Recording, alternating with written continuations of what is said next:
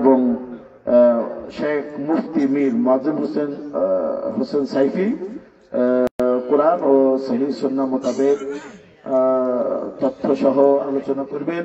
আল্লাহ সুবহানাহু ওয়া তাআলা আমার ভাইকে সেই মোতাবেক আমল করার জন্য তৌফিক দান করেন এবং সেই মোতাবেক আলোচনা করার জন্য বিনীতভাবে অনুরোধ করেছি। ভালো থাকবেন, মাশকুরান ওয়া মা'জুরা।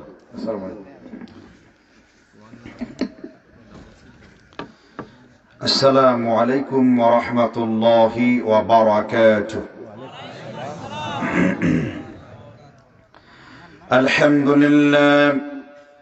আলহামদুলিল্লাহ নাহমাদুহু ওয়া নাস্তাঈনুহু ওয়া নাস্তাগফিরুহু ওয়া নু'মিনু বিহি ওয়া নাতাওয়াক্কালু আলাইহি ওয়া না'উযু বিল্লাহি মিন শুরুরি আনফুসিনা ওয়া মিন সাইয়্যাতি আ'মালিনা। من يهد الله فلا مضل له ومن يضلله فلا هادي له وأشهد أن لا إله إلا الله وحده لا شريك له وأشهد أن محمدا عبده ورسوله الذي أرسله بالحق بشيرا ونذيرا وداعيا إلى الله بإذنه وسراجا وقمرا منيرا. أعوذ بالله من الشيطان الرجيم. بسم الله الرحمن الرحيم. إن الله وملائكته يصلون على النبي يا أيها الذين آمنوا صلوا عليه وسلموا تسليما. আমরা সকলেই নবী মুহাম্মদ রাসূলুল্লাহ সাল্লাল্লাহু আলাইহি ওয়াসাল্লামের উপরে পঠিত সর্বশ্রেষ্ঠ দরুদ পড়ছি। আল্লাহুম্মা সাল্লি আলা মুহাম্মদ ওয়া আলা আলি মুহাম্মদ كما صليت على إبراهيم وعلى آل إبراهيم إنك حميد مجيد. اللهم بارك على محمد وعلى آل محمد كما باركت على إبراهيم وعلى آل إبراهيم إنك حميد مجيد. কাঞ্চনপুর তারাবাড়ি জামে মসজিদের উন্নতি কল্পে 25তম বার্ষিক ইসলামী মাহফিল ইস্টার্ন মসজিদ প্রাঙ্গণ 24শে ডিসেম্বর 2020। আজকের মাহফিলের সম্মানিত সভাপতি আমাদের অনেকের উস্তাদ শেখ মোহাম্মদ ইব্রাহিম আল মাদানী হাফিজাহুল্লাহ। আমার পূর্বে আলোচনা করেছেন শেখ নাসিরউদ্দিন বিন আব্দুল সালাম, শেখ মোহাম্মদ ইলিয়াস খান, শেখ মোহাম্মদ হারুনুর রশিদ। আল্লাহ প্রত্যেক আলেমের কোরআন সুন্নাহ কেন্দ্রিক আলোচনাটাকে আল্লাহ সুবহানাহু ওয়া তাআলা দ্বীনের জন্য কবুল করে নিন। প্রশংসা আদায় করছি সে রব্বুল আলামিনের জন্য যে মহান রব্বুল আলামিন আমাদেরকে শত প্রতিকূলতা এবং সমগ্র বিশ্বব্যাপী মহামারী এই ব্যাধি এটাকে উপেক্ষা করে যে মহান রব্বুল আলামিন আমাদেরকে এখানে বসে কোরআন সুন্নাহ থেকে কথাগুলো বলার জন্য তৌফিক এনায়েত করেছেন, সে রব্বুল আলামিনের শুকরিয়া জ্ঞাপন করে বলছি আলহামদুলিল্লাহ। দরুদ ও সালাম অবতীর্ণ হোক বিশ্ব মানবতার অগ্রদূত জনাবে মুহাম্মদ রাসূলুল্লাহ সাল্লাল্লাহু আলাইহি ওয়াসাল্লামের উপরে। আমাকে এই এলাকার দিনী ভাই এবং মাহফিল কর্তৃক লোকেরা আমাকে একটি বিষয় দিয়েছে, আমি যেন কিয়ামতের আলামত নিয়ে কথা বলি। কেননা আমি বেশ কিছু বছর বা কয়েক বছর পূর্বে একটা আলোচনা করেছিলাম কিয়ামতের আলামত সম্পর্কে। আর যেহেতু এগুলো অনলাইনে যাচ্ছে, তাই যেই আলামতগুলো আমি বলিনি বা বলা হয়নি, ইনশাআল্লাহ আমি সেইগুলো থেকে কথা বলার চেষ্টা করব। কিয়ামতের ছোট এবং বড় আলামত মিলে সর্বমোট 114টির মতো আলামত রয়েছে। এর মধ্যে বড় আলামত 10টি, এগুলো একটাও সংগঠিত হয়নি। তবে ছোট অনেক আলামতগুলো সংগঠিত হয়ে গেছে।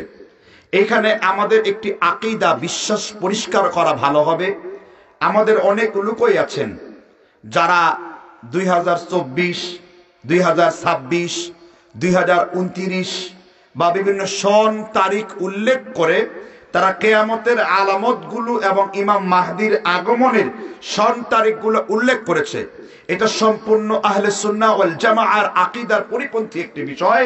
কেননা মহান আল্লাহ সুবহানাহু ওয়া তাআলা সুস্পষ্ট করে জানেন যে কিয়ামত কবে হবে। আল ইলমু তাকরিব, নিকটতম হাদিসের জ্ঞান আমাদের কাছে আছে, কিন্তু সুনির্ধারিত একটি সময়ের জ্ঞান রয়েছে আল্লাহ সুবহানাহু ওয়া তাআলার কাছেই। এগুলো নিয়ে কথা বলা বিভ্রান্তি ছাড়া অন্য কোনো কিছুই নয়। প্রকান্তরে আমরা যে আলামতগুলো এক একটা ফিতনা, এখান থেকে বেঁচে চলার চেষ্টা করব ইনশাআল্লাহ। এই ব্যাপারে আজকের কিয়ামতের আলামতের একটি অন্যতম আলামত, 1 নম্বর আলামত থেকে কথা বলবো। এই হাদিসটি উল্লেখ রয়েছে সহিহ মুসলিম জিলদে আউয়াল 1 নম্বর খণ্ডের 15 নম্বর পৃষ্ঠাতে। এছাড়া হাদিসটি মাকতুবাত শামিলার রিপোর্ট অনুযায়ী 16 নম্বর রয়েছে। যেহেতু মুসলিম শরীফের হাদিস, এর সিহহাত, এর সনদ এবং মতন নিয়ে কোনো সন্দেহের অবকাশ নেই। রাসূল সাল্লাল্লাহু আলাইহি সাল্লাম বলেছেন, ওয়া আন আবি হুরায়রা রাদিয়াল্লাহু আনহু قال قال رسول الله সাল্লাল্লাহু আলাইহি ওয়াসাল্লাম, আবি হুরায়রা রাদিয়াল্লাহু তাআলা আনহু বলেছেন, আল্লাহর নবী সাল্লাল্লাহু আলাইহি ওয়াসাল্লাম বলেন, সায়াকুন ফি আখিরিজ জামানি দাজ্জালুন ওয়া কাযাবুন, কিয়ামতের পূর্বে এমন কিছু মিথ্যুক আর এমন কিছু দাজ্জালের আবির্ভাব ঘটবে। তারা মসজিদের মিম্বারে বসে এমন এমন হাদিস বলবে, বিমা লাম তাসমাউ আনতুম ওয়ালা আবাউকুম, তুমিও কোনোদিন শুনো নাই, তোমার বাপ দাদারাও কোনোদিন শুনে নাই। অর্থাৎ তারা এমন এমন হাদিস তোমাদেরকে বলে শোনাবে যে হাদিসের কোনো প্রমাণ তোমাদের কাছে নাই। আল্লাহর হাবিব সাল্লাল্লাহু আলাইহি ওয়াসাল্লাম তাদের সম্পর্কে আমাদের সতর্ক করেন, ইয়্যাকুম ওয়া ইয়্যাকুম, তাদের থেকে তোমরা দূরে থাকো আর তাদেরকেও তোমাদের কাছ থেকে দূরে রাখো। ফাদাল্লু আদাল্লু, তারা নিজেরাও গোমরা হবে আর জনগণকেও তারা গোমরা বানায়া ছাড়বে। এর মানে হলো কি? এর মানে হলো রাসূলের নামে মিথ্যা হাদিস তারা বর্ণনা করবে। এই জন্য দেখবেন আমার বাংলাদেশের মাহফিলগুলোর ভিতরে, আমার বাংলাদেশের ওয়াজ মাহফিল কম হয়, বেশিরভাগ হয় আওয়াজ মাহফিল। আল্লাহর হাবিব সাল্লাল্লাহু আলাইহি ওয়াসাল্লাম বুখারীর 109 নম্বর হাদিস, ইমাম আনোয়ার শাহ কাশ্মীরি বুখারীর শরহ ফাইজুল বারীর 109 নম্বর হাদিসের ব্যাখ্যার মধ্যে লিখেছেন, প্রায় 61 জন সাহাবা হাদিসটি বর্ণনা করেছেন। আমরা প্রত্যেকেই জানি আল্লাহর হাবিব বলেছেন, বাল্লিগু আন্নী ওয়ালাউ আয়া, তোমরা আল্লাহর পক্ষ থেকে একটি আয়াত শিখো আর মানুষের কাছে আয়াতগুলো পৌঁছায়া দাও। আল্লাহর হাবিব তারপর বলেছেন, যেই কথা আমি রাসূল বলি নাই, মান কাযাবা আলাইয়া মুতাআম্মিদান, আমি রাসূল যেই কথা বলি নাই, ইচ্ছাকৃতভাবে কোনো ব্যক্তি যদি আমি রাসূলের দিকে ধাবিত করে, আমি রাসূলের নাম বলে হাদিসগুলো সমাজের মধ্যে বলে বেড়ায়, তার থাকার জায়গা হলো জাহান্নাম। বলেছেন মুহাম্মদ। সহিহ বুখারীর হাদিস, মুসলিমে বর্ণিত রয়েছে, প্রায় গ্রন্থগুলোতে হাদিসের অস্তিত্ব রয়েছে। তাহলে এই আলামত থেকে শিখলাম, এমন কিছু আলেম বের হবে, এমন কিছু বক্তা বের হবে যারা এমন সমস্ত হাদিস বলবে, এগুলো আসলে হাদিসের নামে জালিয়াতি। 4 মাযহাব সহ আহলে সুন্নাত আল জামাআহ প্রত্যেক ইমামদের মতে যাদের সম্পর্ক আহলে সুন্নাহ ওয়াল জামাআর সাথে রয়েছে, প্রত্যেকের মতে মিথ্যা হাদিস বলে সমাজের মধ্যে প্রচার করা কবিরা গুনাহ, বড় গুনাহ। বরং খলিফা যদি থাকে ইসলামের আদলে, তার সর্বোচ্চ শাস্তি মৃত্যুদণ্ড হতে পারে। কি বলা? মিথ্যা হাদিস বর্ণনা করা। এই জন্য ইমাম শিরিন রহমতুল্লাহ আলাইহি রাহিমাহুল্লাহ মুসলিম শরীফের মুকাদ্দামা 8 নম্বর পৃষ্ঠায় একটি কথা লেখা আছে, আপনি কার কাছ থেকে ইলম অর্জন করবেন তার দিকে ভালো করে লক্ষ্য করবেন। আপনার হুজুর, আপনার বড় হুজুর, আপনার শাইখুল হাদিস কোন জায়গা থেকে কথা বলছে, কিন্তু আল্লাহর হাবিব সাল্লাল্লাহু আলাইহি ওয়াসাল্লাম তিনি এই সমস্ত লোকদের ফিতনা থেকে তিনি বলেছেন, আল্লাহর হাবিব বলেছেন, ওয়া আন সাহাল ইবনে সাদ রাদিয়াল্লাহু আনহু قال قال رسول الله সাল্লাল্লাহু আলাইহি ওয়াসাল্লাম, সাহাল ইবনে সাদ রাদিয়াল্লাহু তাআলা আনহু বলেছেন, আল্লাহর নবী সাল্লাল্লাহু আলাইহি ওয়াসাল্লাম বলেন, উসরিয়া লাইলাতান, আমি রাতের বেলায় মেরাজ ভ্রমণ করলাম, আমি দেখলাম কিছু লোকদের মুখে আগুনের কাঁচি দ্বারা কেটে ফেলা হচ্ছে, মাকারিদু তুখরিদু শিফাহু মাকারিদু মিনান নার, তাদের কেচিকে, তাদের জিহ্বাকে আগুনের কেচি দ্বারা কেটে ফেলা হচ্ছে। জিব্রাইলকে প্রশ্ন করলেন, হে জিব্রাইল, এই লোকগুলো কারা? জিব্রাইল বলল, এই লোকগুলো হলো আপনার উম্মতের বক্তা সমাজ। নামের আগে লিখেছে আন্তর্জাতিক মুফাসসির কোরআন, কিন্তু এমন এমন হাদিস বলেছে যাক আপনি কোনোদিন শুনেন নাই। যেমন একটা বলা, মুসার সাথে জান্নাতে থাকবে একজন কসাই, এটা মিথ্যক বক্তাদের তৈরি করা, এর কোনো অস্তিত্ব নাই। যেমন একটা আমার সমাজের মধ্যে বলে সুলাইমান আলাইহিস সালাম 40 কিলোমিটার ব্যাপী তিনি এটা করলেন সেটা করলেন, এটা একটা জাল হাদিস, কারণ যেই কথা আমার নবী বলে নাই আর আমরা সালাফিরা জীবনে কোনোদিন বানায়া একটি কথাও মানুষের সামনে বয়ান করব না। কারণ কি? কারণ এইগুলো হলো কিয়ামতের আলামত।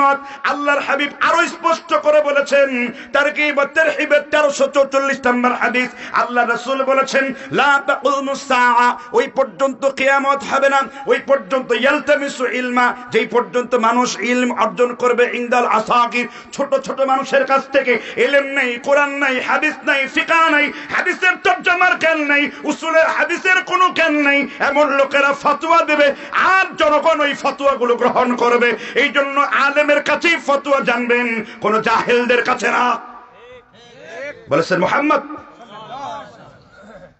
ছোট লোকদের কাছে, যাদের ইলম শূন্য, তাদের কাছ থেকে ফতোয়া নেবে। ইন্না মিন আশরাতিস সাআ, কিয়ামতের আরেকটি শর্ত হলো ইরফাউল ইলমু, আল্লাহ জ্ঞানকে উঠিয়ে নেবেন। এর ব্যাখ্যা করেছেন আল্লামা বদরুদ্দিন আইনি এবং ইমামে ইবনে হাজার আসকালানি রাহমাতুল্লাহ আলাইহি ফাতহুল বারির কিতাবুল ইলম অধ্যায়ে তিনি ব্যাখ্যা করেছেন, এর মানে হলো যেই আলেমরা তাদের কলিজার মধ্যে, তাদের ইলমের মধ্যে, তাদের সিনার মধ্যে ইলম অর্জন করবে, তাদেরকে উঠিয়ে নিয়ে আমাদেরকে ইলম শূন্য করা হবে।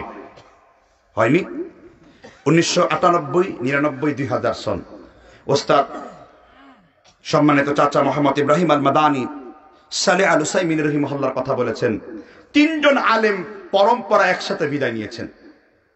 99 সালে একজন, 2000 সালে একজন, 2001 সালে একজন, বিন বাজ রাহমাতুল্লাহ আলাইহি, নাসিরউদ্দিন আলবানী রাহিমাহুল্লাহ এবং সালেহ আল উসাইমিনী রাহিমাহুল্লাহ।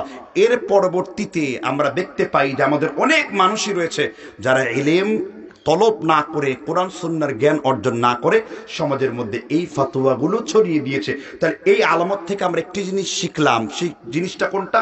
সেই জিনিসটা হলো আমরা যখন কোরআন শুনবো, হাদিস শুনবো, এটা যাচাই করব, মুহাক্কিক মুহাদ্দিসের কাছ থেকে ইলম নিব যে হাদিসটা সহিহ কিনা, এই হাদিস দিয়ে দলিল দেওয়া যাবে কিনা, এই বক্তব্যগুলো শোনা যাবে কিনা। যদি আপনি না করেন তাহলে এই লোকগুলোকে আল্লাহর রাসূল দাজ্জালুন ওয়া কাযাবুন, দাজ্জালের সাথে তুলনা করেছে, যারা জনগণের সামনে মিথ্যা হাদিস বানিয়ে বানিয়ে বলবে, যেটা ইমাম মুসলিম তার তদীয় গ্রন্থে হাদিসটি এনেছেন।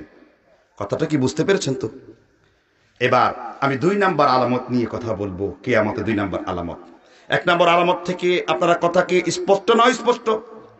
এই হাদিসটা উল্লেখ রয়েছে সুনান আবি দাউদ, হাদিস নাম্বার 4031 নাম্বার, আলবানী তার সিলসিলা সহিহার 1821 নম্বরে আলবানী এটাকে হাসান বলে উল্লেখ করেছেন। হাদিসটা কি? রাসূল সাল্লাল্লাহু আলাইহি সাল্লামের আপন চাচাতো ভাই আব্দুল্লাহ ইবনে আব্বাস তিনি বলেছেন, যদি এই কাজটা কোন সমাজের লোকের কাছে থাকে, কোন যুবকের মধ্যে থাকে, পর্দার অন্তরালে কোন মা বোনের মধ্যে থাকে, আল্লাহর ওয়াস্তে বলছি আপনারা ত্যাগ করবেন। রাসূল বলেছেন সাল্লাল্লাহু আলাইহি ওয়াসাল্লাম, وعن عبد الله بن عباس رضي الله عنه قال قال رسول الله صلى الله عليه وسلم, আব্দুল্লাহ ইবনু আব্বাস রাদিয়াল্লাহু তাআলা আনহু বলেছেন, আল্লাহর নবী সাল্লাল্লাহু আলাইহি ওয়াসাল্লাম তিনি বলেছেন, ইয়াকুন ইয়াখদিবুনা ফি আখিরিজ জামানি বিসসাওয়াদি কাহাওয়াসিলিল হামামি লা ইয়ারিকুনা রাইহাতাল জান্নাহ। আল্লাহর হাবিব বলেছেন কিয়ামতের পূর্বে এমন কিছু নারী আর পুরুষ বের হয়ে যাবে বিসাওয়াদিকা আওয়াসিলিল হামামি, যারা তাদের সাদা চুল সাদা দাড়িগুলাকে তারা কালো রং দ্বারা পরিবর্তন করবে। এমন লোক আপনার এলাকায় আছে না নাই? রাসূল বলেছেন বিসাওয়াদিকা আওয়াসিলিল হামামি, তারা তাদের সাদা চুল এবং সাদা দাড়িগুলাকে কালো রং দ্বারা পরিবর্তন করবে। রাসূল যদি আমার রাসূল যদি এতটুকুন বলতেন, আমি এতটুকুন বলতাম। আল্লাহর হাবিব তারপরে বলেন লা ইয়ারিহুনা রাইহাতাল জান্নাতি, আল্লাহর হাবিব বলেছেন এই লোকটা জান্নাতে যাবে না, জান্নাতের ঘ্রাণও স্পর্শ করবে না। কারণ কি? কারণ আপনি দাড়িগুলোকে মেহেদি হিজাব লাগান, খদাবা আবি বকরিন হিন্না, খদাবা উমর হিন্না। মুয়াত্তা মালিক 35 নম্বর বর্ণনায় আছে আল্লাহর রাসূলের জালিলুল কদর সাহাবা উমর ইবনুল খাত্তাব রাদিয়াল্লাহু তাআলা আনহু, আবি বকর রাদিয়াল্লাহু তাআলা আনহু, তিনি দাড়ির মধ্যে মেহেদি কালারের খেজাব লাগাতেন। এইজন্য দাড়িতে মেহেদি কালারের খেজাব লাগাবেন, কিন্তু আপনি খবরদার আপনি সাদা চুলগুলাকে কালো রং দ্বারা পরিবর্তন করবেন না, কারণ আমার রাসূল নিষেধ করেছেন। তবে সুনানে আবু দাউদের দুর্বল কিছু বর্ণনা রয়েছে, কিন্তু একটা হাদিসও সহিহ নয়। সহিহ হাদিসের মোকাবেলায় দুর্বল হাদিস মান্য করা যাবে না। ইমাম হিব্বান বলেছেন তোমরা দঈফ হাদিসের উপর আমল করো না, লা ইউমালু বিহি মুতলাকান, কারণ দুর্বল হাদিসের ওয়া আন্নাল উজুদা কাআদাম, দুর্বল হাদিসের অস্তিত্ব থাকা না থাকা সমান কথা। একমাত্র সহিহ হাদিস দিয়ে তুমি মাসালার দলিল গ্রহণ করবা। এমন লোক আপনার এলাকায় আছে না নাই? জোরে বলে আছে না নাই? তাহলে তওবা করা, সতর্ক হওয়ার প্রয়োজন কি প্রয়োজন না? এই কথা আমি বলিনি, বলেছেন মুহাম্মদ। আপনি দাড়িতে খিজাব দিবেন, সেটা দিবেন আপনি মেহেদি কালারের, অন্য কোন কালারের খেজাব দিবেন। তবে কালো খেজাব দেওয়াটা এটা যেহেতু রাসূলের হাদিস স্পষ্ট, এজন্য প্রত্যেক সালাফরা এটাকে আপত্তি মনে করেছেন। আমাদের অবশ্যই এখান থেকে ফিরে আসা উচিত এবং দাড়িগুলাকে আমরা কালো খেজাবের পরিবর্তে আমরা কি খেজাব লাগাবো? পরিষ্কার। মানে আপনারা কি বুঝতে পারছেন কথাটা? জি। এবার কিয়ামতের আলামত নাম্বার 3 বলবো কি বলবো না? এই হাদিসটি উল্লেখ রয়েছে সহিহুল বুখারী কিতাবুল ফিতান। এছাড়া হাদিসটি কিতাবুল ফিতানের 5098 নম্বর হাদিস। রাসূল সাল্লাল্লাহু আলাইহি সাল্লাম বলেছেন, কে বলেছেন? ওয়া আন আবি হুরায়রা রাদিয়াল্লাহু আনহু قال قال رسول الله সাল্লাল্লাহু আলাইহি ওয়াসাল্লাম, আবি হুরায়রা রাদিয়াল্লাহু তাআলা আনহু বলেছেন আল্লাহর নবী সাল্লাল্লাহু আলাইহি ওয়াসাল্লাম বলেন লা তাকুমুস সাআ, ওই পর্যন্ত দুনিয়া কিয়ামত হবে না, হাত্তা ইয়াতাকারাবাল আসওয়াক, যে পর্যন্ত ঘন ঘন বাজার না বসবে। দেখবেন আপনার এলাকায় ছোট্ট ছোট্ট বাজার বসে, আর বাজারে আল্লাহর প্রশংসা হয় না। আর বাজারগুলোর মধ্যে সব থেকে বেশি ভিড় জমায় তারা হলো মহিলা মানুষ। এই জন্য বাজারে গেলে আপনি বেশি বেশি আল্লাহর জিকির করবেন, কারণ বেশি বেশি বাজার বসা এটাও কিন্তু একটা কিয়ামতের আলামত। আমার দেশে বাজারের সংখ্যা বেশি না কম? বাজার এমন ভাবে তৈরি হয়, ফজরের আজান হয়, জোহরের আজান হয়, আর আহলুল আরব মক্কা মদিনা তো আজান হয়। আজান দেওয়ার পরে বাজারগুলো উন্মুক্ত হয়ে যায়, মসজিদের দরজার দিকে ছুটে যায়। আর আমার দেশের বাজারগুলা ফিতনা আর আল্লাহদ্রোহী কাজ দিয়ে, অশ্লীলতা দিয়ে বাজারটা ভরে যায়। এই জন্য বাজার করা নিষেধ না। আপনি আবার ভুল বুঝবেন না, আল্লাহর হাবিবের সব ফিতনাগুলো, কিয়ামতের সব আলামতগুলা সবগুলো ফিতনা না, কিছু নিয়ামত। ঈসা আলাইহি ওয়াসাল্লাম নিয়ামত, ইমাম মাহদি আলাইহি ওয়াসাল্লাম এটা আমার জন্য নিয়ামত। বুঝতে পারছেন কিনা? এগুলো আমাদের জন্য নিয়ামত। আবার কিছু হলো আমাদের জন্য গজব, আমাদের জন্য ফিতনা, বিপর্যয়। আল ফিতনা শাদ্দু মিনাল কাতাল, এই ধরনের ফিতনা মৃত্যুর থেকে মারাত্মক। এরকম একটি ফিতনা হলো কিয়ামতের পূর্বে বাজার। আপনি বাজারে গেলে আল্লাহর স্মরণ করবেন, আল্লাহর জিকির করবেন, এবং বাজারে যাওয়ার সময় মাসনুন পদ্ধতিতে সেখানে করবেন। সেখানে কোনো মদ, জুয়া, শরাব এবং খাদ্যে ভেজাল দেওয়া, ওজনে কম দেওয়া ইত্যাদি আপনি কারোর সাথে করবেন না। তাহলে আপনি কিন্তু এই ফিতনার আওতামুক্ত থাকবেন, দিন থাকবেন না। কারণ রাসূল সাল্লাল্লাহু আলাইহি সাল্লাম বলেছেন কিয়ামতের পূর্বে ঘন ঘন কি বইবে? কয়টা আলামত বললাম? 3টা। এবার আলামত নাম্বার 4। আমি কিন্তু হাদিস বলছি, অনুবাদ করছি, হাদিস বলছি, অনুবাদ করছি, নিজের ব্যাখ্যা দিচ্ছি না। আল্লাহর নবী বলেছেন, হাদিস উল্লেখ করা হয়েছে সহিহুল বুখারী 96 নম্বর পৃষ্ঠার 1255 নম্বর বর্ণনা। وعن عبد الله ابن عمر رضي الله عنه قال قال رسول الله صلى الله عليه وسلم আব্দুল্লাহ ইবনে উমর বলেছেন, আল্লাহর নবী সাল্লাল্লাহু আলাইহি ওয়াসাল্লাম বলেন, ইন্না মিন আশরাতিস সাআ, কিয়ামতের একটি শব্দ হলো ইরফাউল ইলম, জ্ঞানকে আল্লাহ উঠিয়ে নেবেন। এর মানে এর দুইটা ব্যাখ্যা হতে পারে। মানুষ ইলমের প্রতিযোগিতা বাদ দিয়ে মানুষ মানব রচিত বিভিন্ন স্কুল কলেজের শিক্ষামুখী হবে।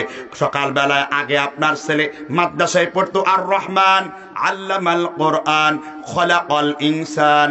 এখন আপনার ছেলে আর এটা পড়ে না, আপনার ছেলে এখন পড়ে হাট্টিমাটিম টিম তারা মাঠে পারে ডিম তাদের খাড়া দুটো সিং তারা হাট্টিমাটিম টিম। আপনার ছেলে এখন আর মাদ্রাসায় পড়ে না। আর আবু সাইদ খুদরি রাদিয়াল্লাহু তাআলা আনহু তার ছাত্রদেরকে বলেন, ফাহামাকুমুল হাদিস, আমার ছাত্ররা ভালো করে হাদিসের বুঝ গ্রহণ করো, ওয়াসিআলাকুম ফিল মাজালিস, আর হাদিসের মজলিসটাকে, হাদিসের ক্লাসটাকে, হাদিস শেখানোর জায়গাটাকে প্রশস্ত করে দাও। আশরাফু আসহাবিল হাদিস 8 নম্বর পৃষ্ঠায় খতিব বাগদাদি হাদিসটা উল্লেখ করেছেন। এই জন্য এই হাদিস থেকে বুঝলাম সাহাবারা হাদিসের মজলিস শিখাবার জন্য, দিন শিখাবার জন্য ক্লাসগুলোকে তারা উন্মুক্ত করে দিতেন। কিন্তু আমার দেশের এখনকার লোকেরা ইলমের শিক্ষাকে রহমতের শিক্ষা মনে করে না, এখন ইলমের শিক্ষাকে খাটো মনে করে। আমার দেশের এক শ্রেণীর লোকেরা তারা নেগলিসি করে, মাদ্রাসায় পড়বে কারা, কানা ল্যাংরা ভেঙ্গুর শয়তানের লেঙ্গুর, এগুলার ধরে মাদ্রাসায় দাও। আর স্কুলে পড়বে কারা, এগুলাকে ভালো ভালো ছেলেগুলাকে নিয়ে স্কুলে দিয়ে দেওয়া হয়। অথচ আপনি যদি জানতেন একজন আলেমের ফজিলত কত, মর্তবা কত, তাহলে আপনার ছেলে মেয়েকে মাদ্রাসায় পড়াতেন। জোরে বলেন ঠিক না ঠিক?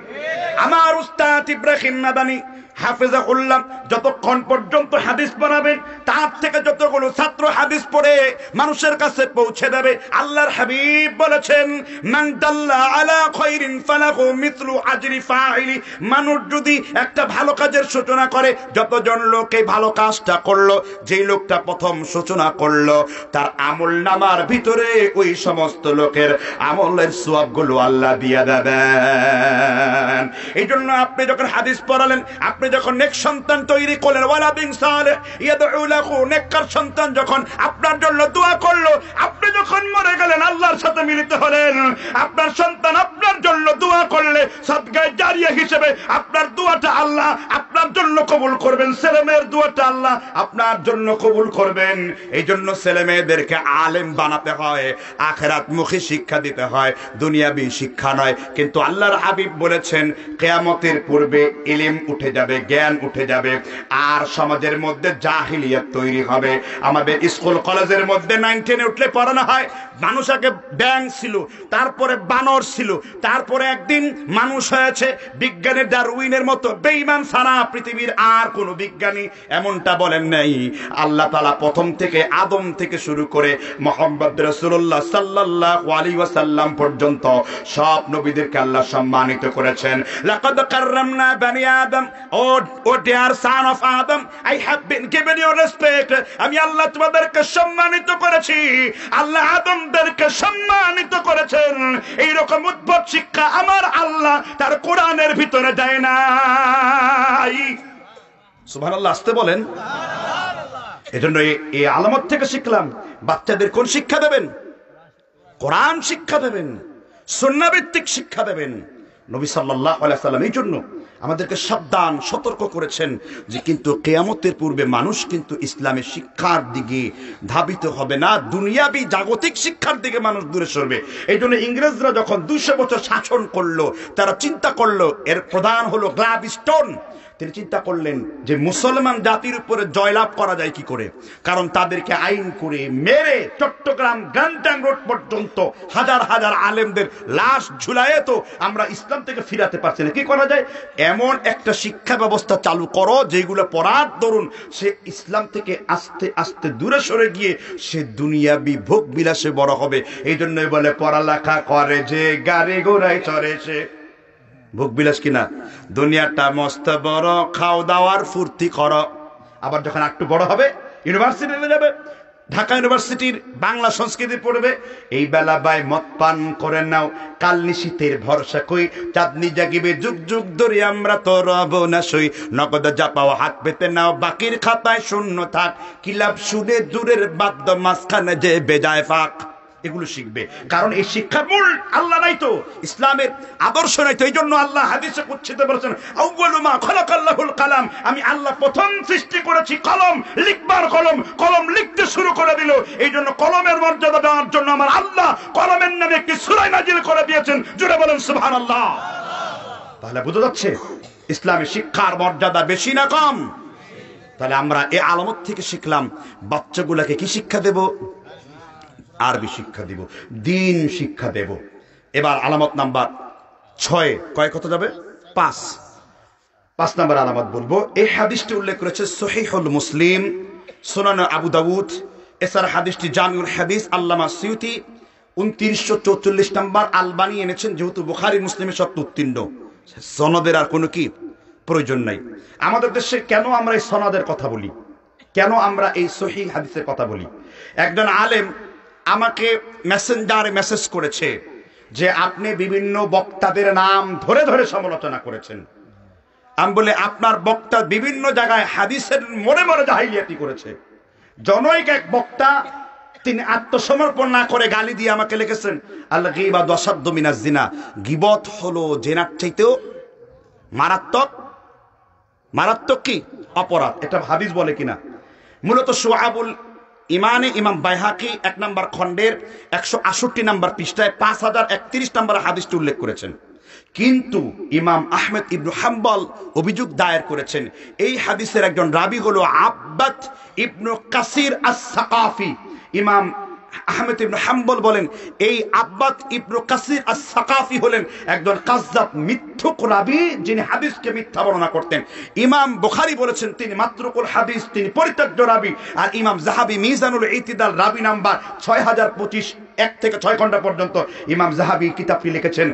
এই আব্বাদ ইবনু কাসির ইয়াহইয়া সাকাফি সম্পর্কে তিনি বলেছেন, তার বর্ণিত হাদিস হওয়ার কারণে আল গীবাতু আশাদ্দু মিনাজ জিনা, এই যে গীবত জিনার থেকে ভয়াবহ অপরাধ, এই হাদিস সম্পর্কে বলেছেন আদ-দাঈফু জিদ্দান বাতিলান ওয়াল মুনকারান, এই হাদিস অনেক বেশি পরিমাণে দুর্বল, বাতিল, আপত্তিকর, এই হাদিস বয়ান করা যাবে না। সুতরাং তিনি ভুল সংশোধনের জন্য হাদিস বলেছে, ওই দলিলটাও তার ভুল। আমাদের দেশে গীবতের জন্য কোরআনের আয়াত অভাব আছে? গীবতের জন্য কি হাদিসের অভাব আছে? তাহলে মিথ্যা হাদিস কেন বলবো? এই বক্তা তো সেই বক্তা যেই বক্তা জাহিলিয়াত করে, মানুষকে কয়দিন পর পর বলে মিজান বলতে কিছু নাই, তারপরে বলে নামাজের ফজিলতের কথা কোনো হাদিসে নাই, এরপরে বলতে বলতে নিজে মুতাজালা হয়ে পড়েছে। এই বক্তা সেই বক্তা যেই বক্তা কিনা বলেছে মানুষ যদি একবার জাহান্নামে ঢোকে সে আর কোনোদিন জান্নাতে যেতে পারবে না। আমার নাম তো বলার দরকার নেই, আছে। আর রাসূল বলেছেন মুসলিম শরীফের 104 নম্বর পৃষ্ঠায়, ইন্নাল্লাহা ইয়াখরুজুন নাস মিনান নারি ওয়া ইয়াদখুলুল জান্নাতি, মানুষ জাহান্নামের আযাব ভোগ করে আবার কোথায় যাবে? পুরা আহলে সুন্নাহ ওয়াল জামাআর আকীদা, সালাফদের পুরা আকীদার খেলাফ, একেবারে মুতাযালা আকীদা। এরা সমাজের মধ্যে শিরকের বিষ বাষ্প ছড়াচ্ছে। আল্লাহ তাআলা এদেরকে রক্ষা করুন। আমি কোন প্রসঙ্গে বলছিলাম? যে হাদিসটি বলার জন্য এখানে আসছি। আলামত নাম্বার কত? 5। রাসূল সাল্লাল্লাহু আলাইহি সাল্লাম বলেছেন, লা তাকুমুস সাআ, ওই পর্যন্ত দুনিয়া ধ্বংস হবে না, হাত্তা তালহাকা কাবাইলু মিন উম্মতি বিল মুশরিকিন, যেই পর্যন্ত আমার উম্মতেরা মুশরিকদের অনুসরণ না করবে। কাদের অনুসরণ করবে? মুশরিক কাদেরকে বলে? শুধু মূর্তি পূজা করলেই কেউ মুশরিক হয় না, হ্যাঁ, কথাটা বুঝতে হবে। কেননা আমি হিন্দু ভাইদেরকে অনেকবার চ্যালেঞ্জ করেছি, ভারতের মালদা, তারপরে আপনার ভারতের রাজস্থান রয়্যালস, তারপরে আপনার ভারতের বিভিন্ন স্টেটে আমি প্রমাণ দিয়েছি হিন্দু ধর্মগ্রন্থের মধ্যে মূর্তি পূজার কথা উল্লেখ নাই। এর প্রথম প্রমাণ আমার কথা না, যারা হিন্দু ধর্ম বুঝেন, রামচন্দ্র মিশন থেকে ছাপা শ্রীমদ্ ভগবত গীতা শ্লোক নাম্বার 41-এ লেখা আছে, না তস্তে প্রতিমা আস্তি, আল্লাহর কোন ভগবানের কোনো আকার নাই, ভগবানের কোনো প্রতিমা নাই। সুবহানাল্লাহ। এরপরে ঋগ্বেদের 232 নম্বর শ্লোকে লেখা আছে, এক এবং অদ্বৈত উত্তম, আল্লাহ এক এবং অদ্বিতীয়। কুল হুয়াল্লাহু আহাদ আল্লাহুস সামাদ লাম ইয়ালিদ ওয়া লাম ইউলাদ। এছাড়া হিন্দু ধর্মগতের যজুর্বেদে 235 নম্বর শ্লোকের মধ্যে লেখা আছে যে আল্লাহ করং মুহাম্মদ সরং অবু নব ধর্মার সরং সিজম্মকম শ্রী গ্রাণী ভববর্তী ভারত অবু নব ধর্মার্ষি সম্ভাব্যি আগে আবি যুগ যুগ আবদার আল্লাহ করং মুহাম্মদ সরং মনসা হারাম মুহাম্মদ ইতি খেত মুহাম্মাদান রাসূলান। এখানে বলা হয়েছে মুহাম্মদ নামের একজন ব্যক্তি যিনি আল্লাহর গোলাম বলে নিজেকে পরিচয় দেবেন। কোরআনে আছে না, ইন কুনতুম ফি রাইবিম মিম্মা নাযালনা আলা আবদিনা, আমি কোরআনকে আমার আব্দের উপর গোলামের উপর নাজিল করেছি। সেই গোলামের নাম মুহাম্মদ রাসূলুল্লাহ সাল্লাল্লাহু আলাইহি সাল্লাম। তিনি আল্লাহর গোলাম হবেন, আল্লাহর দাস হবেন এবং মুহাম্মদ সাল্লাল্লাহু আলাইহি সাল্লাম একটি কিতাব পড়িয়ে, তিনি একটি বই পড়িয়ে তিনি সমস্ত জাতিকে সংশোধন করবেন। এই কথা হিন্দুদের ধর্মগ্রন্থের মধ্যে লেখা আছে। এই জন্য ডক্টর জাকির নায়েক নিষিদ্ধ হয়েছে, কারণ এই যুক্তিগুলা উক্তিগুলা তিনি দিয়েছেন হাজার হাজার লাখ লাখ, কাউকে গালি না দিয়েও, কাউকে বকা না দিয়েও, শুধু দাওয়াতের ভাষায় মানুষকে সংশোধন করে লক্ষ লক্ষ অমুসলিমের কাছে ইসলামের বার্তাগুলোকে তিনি ছড়ায়া দিয়েছেন। সুবহানাল্লাহি ওয়া বিহামদিহি। সেখানে তো নাই কথা, আপনি না মানলে আমার কাছে করার নাই। লা ইকরাহা ফিদ্দিন, ইসলাম জবরদস্তির ধর্ম নয়। এই ইকরাহা ফিদ্দিন মানে হলো জোর করে ইসলাম নয়। ওমর ইবনে খাত্তাব ব্যাখ্যা করেছেন যে ইসলামের কোনো একটি বিষয় কাউকে চাপিয়ে দেওয়া যাবে না। কত্তাবাইয়ানা রুশদু মিনাল গায়্যি, নির্ণয় হয়ে গেছে ভালো এবং মন্দ, সঠিক এবং ব্যাঠিক নির্ণয় হয়ে গেছে। আমার কাজ শুধুমাত্র আপনার কাছে কি করে দেওয়া, লাস্তা আলাইহিম বিমুসাইতির। রাসূল, আমি আপনাকে ইন্সপেক্টর করে পাঠাই নাই। আমার কাজ হলো সত্যের যে আলোকবর্তিকা খোলা বাতায়ন এসেছে আপনার সামনে দলিল এবং প্রমাণ সহকারে স্পষ্ট করা। মানলে আপনার জন্য ভালাই, আপনার জন্য কল্যাণ, না মানলে আমার কিছুই না। আমার কাজ শুধুমাত্র ইয়া আইয়ুহার রাসূল বাল্লিগ মা উনজিলা ইলাইকা মির রাব্বিক, আল্লাহর পক্ষ থেকে যা নাজিল হয়েছে তুমি কেবল তা মানুষের কাছে পৌঁছে দাও। তাহলে আল্লাহর হাবিব বলেছেন হাত্তা তা'বুদাল আওতান, শেষ পর্যন্ত আমার উম্মতেরা শিরকে লিপ্ত হবে, আমার উম্মতেরা মূর্তি পূজায় নিমজ্জিত হবে। দেখবেন আমার এলাকায় এটার সংখ্যা বেশি না কম। আপনি ঘরের মধ্যে ঢুকেছেন, আপনার ঘরের মধ্যে বিভিন্ন রকমের খেলনা পাতিল রয়েছে, আপনার বাচ্চাকে সাবধান করবেন। আল্লাহর হাবিব বলেন ইন্না শাদ্দান নাসি আযাবান ইনদাল্লাহিল মুস্তাগফিরুন, সবথেকে বেশি কবরের আযাব যাকে দেয়া হবে, যেই ব্যক্তি মূর্তি তৈরি করবে, যেই ব্যক্তি মূর্তি তৈরি করা বিষয় রাখবে, যে ব্যক্তি ছবি প্রস্তুত করবে। তবে আপনার প্রয়োজনীয় ছবি সালেহ আল উসাইমিন রাহিমাহুল্লাহ তার ফতোয়ায়ে আরকানুল ইসলামের মধ্যে উল্লেখ করেছেন, আপনি চাইলে আপনি ভালো করে ওই ছবিগুলাকে ওয়ার্ড্রপের ভেতরে রাখতে পারেন, ভোটার আইডি কার্ড বানাতে পারেন। অপ্রয়োজনীয় ছবি ঘরের মধ্যে ঝুলাতে পারবেন না। এটা আপনার জন্য আমার আল্লাহ এবং তার রাসূল হারাম বলে তিনি ঘোষণা দিয়েছেন। কিন্তু রাসূল বলে গেছেন কত বছর আগে, আর বর্তমান বাস্তবতা হুবহু মিলে গেছে। তাই এখান থেকে বের হওয়া উচিত কিনা? ওমা ইউমিনু আকসারুহুম বিল্লাহি ইল্লা ওয়া হুম মুশরিকুন, দুনিয়ার বেশিরভাগ লোক আল্লাহকে আল্লাহ বলে বিশ্বাস করে, কিন্তু একটু পরে আবার কি শিরকে লিপ্ত হয়।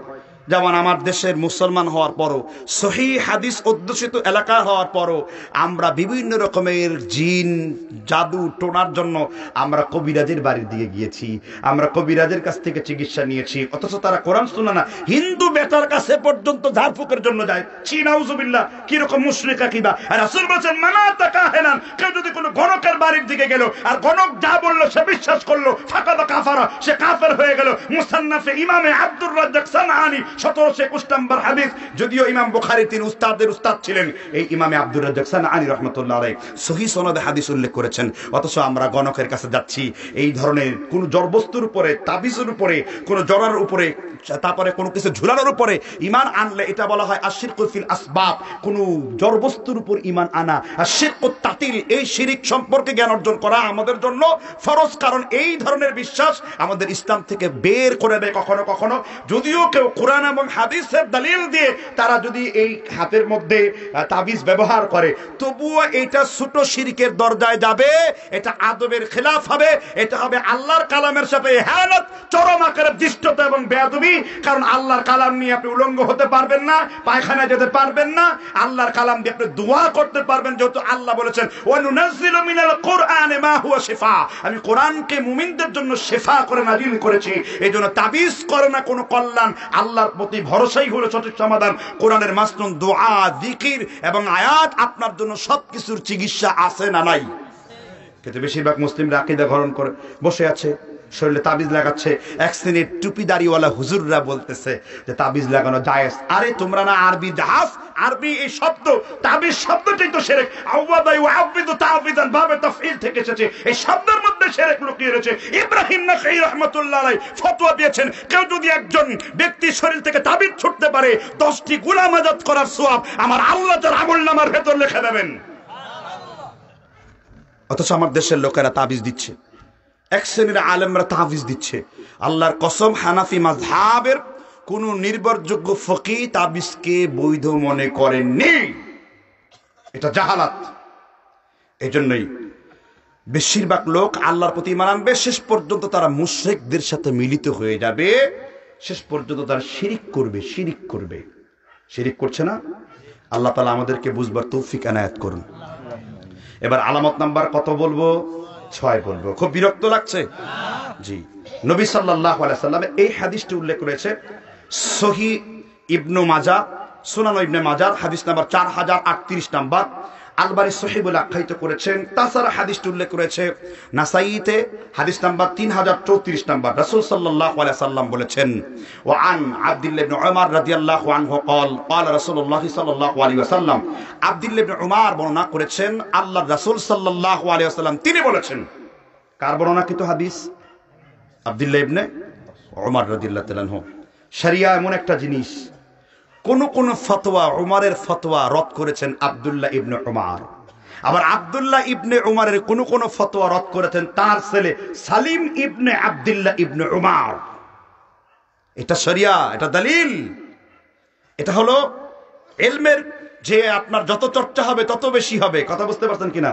কোন মানুষের ইলমি তাহকিক করা এটা ভুল নয়, বরং এটা তার মর্যাদা বৃদ্ধি। কারণ যতদিন পর্যন্ত তাহকিক হবে ইসলাম সুন্দরভাবে আপনার উপর প্রকাশিত হবে। আব্দুল্লাহ ইবনে উমর বর্ণনা করেছেন রাসূলুল্লাহ সাল্লাল্লাহু আলাইহি ওয়াসাল্লাম তিনি বলেছেন, ইন্না মিন আশরাতিস সাআহ, কিয়ামতের পূর্বে কিছু শর্ত হলো, এর মধ্যে একটি হলো ইয়াদহারার রিবা, সমাজের মধ্যে প্রচন্ড পরিমাণে সুদ ছড়িয়ে যাবে। এই সুদের ব্যাখ্যা নিয়ে 2 মত আছে। একদল একেবারে ছাড় দিয়েছে, আরেক দল একেবারে খাওয়ারিজদের ফতোয়া গ্রহণ করেছে।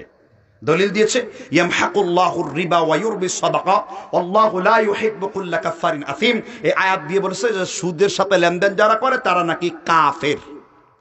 এটা খারিজিদের ব্যাখ্যা। কারণ খারিজিদের কর্তব্য হলো তারা কথায় কথায় মানুষদের কি বলে ফতোয়া দেয়, আর পক্ষান্তরে সুদের ব্যাপারে কথা বলতে অনেকে ভয় পায়। এটা হলো মুরজিয়াদের আলামত। এই যে করোনা ভাইরাস আসছে, কেউ কাদারিয়া হচ্ছে, আবার কেউ জাবারিয়া হচ্ছে। কিরকম? একদল বলতেছে যে মাস্ক যদি ব্যবহার না করি তাহলে আমাদের শেষ করে ফেলবে, আরেক দল বলতেছে মাস্ক টাস্ক কোনো কিছু পরার দরকার নাই, আল্লাহ দেখবে। এ আবার কাদারিয়া হচ্ছে, আবার জাবারিয়া হচ্ছে। মানে একদল এমন ভরসা করে সব আল্লাহর উপর রেখে দিয়েছে, আর আরেক দল এমন যে আল্লাহ কিছুই করতে পারে না, man is the maker of his own fortune. এই জন্য আকীদার কথা আমাদের বলতে হবে। আমরা বহুত কথায় আমরা আকীদাকে কুরবানি করে দেই, কারণ আমরা জানি না কোনটা কাদারিয়া, কোনটা জাহমিয়া, কোনটা আশআরিয়া, কোনটা মাতুরিদিয়া, কোনটা খারিজি, কোনটা মুরজিয়া, কোনটা জাহমিয়া। এই আকীদাগুলো জ্ঞান না থাকার কারণে কোথাও আমরা খারিজি হচ্ছি, কোথাও আমরা মুরজিয়া হচ্ছি। কথা বুঝতে পারছেন কিনা? আহলে সুন্নাত ওয়াল জামাআহ সালাফরা বলছে তুমি সতর্কতার জন্য মাস্ক পরবে, কিন্তু ভরসা করবে আল্লাহর উপরে। কারণ করোনাকে ভয় পেয়ে লাভ নাই, আল্লাহকে ভয় করতে হবে। আল্লাহ যদি ওয়াদা দেন ওই ভাইরাস তোমাকে আক্রমণ করবে। এই আকীদা, এই বিশ্বাস রাখতে হবে আর সতর্কতা অবলম্বন করতে হবে। কারণ ইসলাম বাড়াবাড়ি আর সারাসারির মাঝামাঝি রয়েছে। লা তাগুলু ফি দীনিকুম, তোমরা দ্বীনের মধ্যে গুলু করো না, বাড়াবাড়ি করো না। কথা কি বুঝতে পারছেন কিনা? আমরা সবকিছুর বাড়াবাড়ি এবং সারাসারির মাঝখানে থাকবো। যে হাদিসটি আমি উল্লেখ করেছিলাম রিবা সম্পর্কে, সুদ সম্পর্কে, সুদ আপনার এলাকায় নাই? আল্লাহর রাসূল বলেছেন সহিহ মুসলিমের বর্ণনায় 1551 নম্বর হাদিস, আল্লাহর হাবিব বলেছেন সুদখোর হলো 4 প্রকার ব্যক্তি। সুদখোর কত প্রকার ব্যক্তি? যে ব্যক্তি সুদ খায়, যে ব্যক্তি দেয়, আর যে ব্যক্তি দলিল লিখে, আর যে ব্যক্তি সুদের সাক্ষ্য দেয়। এই 4 প্রকার ব্যক্তিকে আল্লাহর রাসূল সুদের অন্তর্ভুক্ত করে দিয়েছেন। কয় প্রকার ব্যক্তি? 4 প্রকার ব্যক্তি। একটি গুরুত্বপূর্ণ জিনিস, আমাদের অনেক বক্তারা সুদের বিরুদ্ধে ওয়াজ করে ঠিকই, কিন্তু সালাফদের বুঝ দেয় না। সালাফরা বলে এইরকম যে সুদ খেলে পরে এটার জন্য তার এই শরীরটা কুল্লু লাহমিন নাবাতি সুহতিন ফান্নারি আউলা বিহি, হারাম খোরকে উপর করে জাহান্নামে দেওয়া হবে। কিন্তু এই ফতোয়াগুলো দেওয়ার পর যদি ওইটাকে না বলেন, এই লোকটা নামাজ ছেড়ে দেবে। সালাফদের বুঝ হলো যে একজন ব্যক্তি সুদের সাথে লেনদেন করছে, তাকে ভয় দেখাতে হবে, নামাজ ছেড়ে দেওয়া যাবে না। এখানে নামাজ হবে না অর্থ হলো নামাজ কবুল হবে না, তবে নামাজ পরিত্যাগ করার শাস্তি থেকে ওই ব্যক্তি বেঁচে থাকবে। নামাজ পরিত্যাগ করার কি শাস্তি থেকে? নামাজ পরিত্যাগ করলে যেই রকম মহাপাপ হতো তার সওয়াব হচ্ছে না, কিন্তু শাস্তি থেকে যে বেঁচে থাকবে। কারণ সুদের দোহাই দিয়ে নামাজ ছেড়ে দেওয়া যাবে না, হাদিসগুলো বলার ক্ষেত্রে বলতে হবে। কারণ সে সালাত পড়তে পড়তেই, মসজিদের সাথে সম্পর্ক রাখতে রাখতেই একদিন তার মধ্যে অন্তঃকরণে আসবে সওয়াব যখন হচ্ছে না, তখন তওবা করে আল্লাহর কাছে মাপ চেয়ে নেই, আল্লাহ আমাকে সুদ থেকে মুক্ত করে দাও। কারণ সে যদি মসজিদই ছেড়ে দেয়, তাহলে আপনার বলার উদ্দেশ্যে ব্যাহত হলো, আপনার ভুল ব্যাখ্যা দেওয়ার কারণে এই লোকটা সুদ খাইলো আর নামাজও পরিত্যাগ করলো, আপনার কারণে সে 2টা পাপ করলো। এজন্য বক্তব্য দেওয়ার সাথে সাথে বিষয়টাকে কি করতে হবে? ক্লিয়ার করে দিতে হবে। এটা হলো আমার গবেষণা। আল মুজতাহিদু ইউসিবু ওয়া ইখতি, গবেষকের গবেষণা কখনো ভুল হতে পারে, কখনো কি সঠিক হতে পারে। এজন্য কিয়ামতের একটি আলামত হলো, নবী সাল্লাল্লাহু আলাইহি সাল্লাম বলেছেন, যারা সুদ খাবে না তাদেরকে সুদের ধুলাবালি গুলো স্পর্শ করবে। আপনাদের দেশে করে নাই? সুদের সাথে লেনদেন বেড়েই চলেছে। সুদকে গুনাই মনে করছে না, বরং এগুলোকে সওয়াবের কর্ম মনে করছে। বিভিন্ন জায়গায় বিভিন্ন এনজিও ফেনজিও বিভিন্ন সমিতির সাথে সম্পর্ক করছে। আল্লাহর কসম, যারা সুদের সাথে লেনদেন করেছে, আমার রাসূলকে তারা কখনোই মহব্বত করেনি, তারা হারামের সাথে সম্পৃক্ত রয়েছে। আল্লাহ সুবহানাহু ওয়া তাআলা তাদের জাহান্নামের মধ্যে এর জন্য কঠিন আযাব প্রদান করবেন, তাতে কোনো সন্দেহ নাই। ওয়ালিল্লাযিনা কাফারু, আল্লাহ রাব্বুল আলামিন বলেছেন, যারা কুফরি করবে, আল্লাহকে অস্বীকার করবে, তাদের জন্য রয়েছে জাহান্নামের মারাত্মক রকমের আযাব। অনেক রকমের আযাব রয়েছে, গরম পানির আযাব রয়েছে, তাদের গলার মধ্যে গলৎকরণ হবে, আটকে ধরবে, সেটা ভিন্ন বিষয়, জাহান্নামের আযাবের বিষয়। কয়টি আলামত বলেছি? 6টা। তাহলে আরো সামনে যাব। জি, আলামত নাম্বার 7 নাম্বার আলামত বলবো।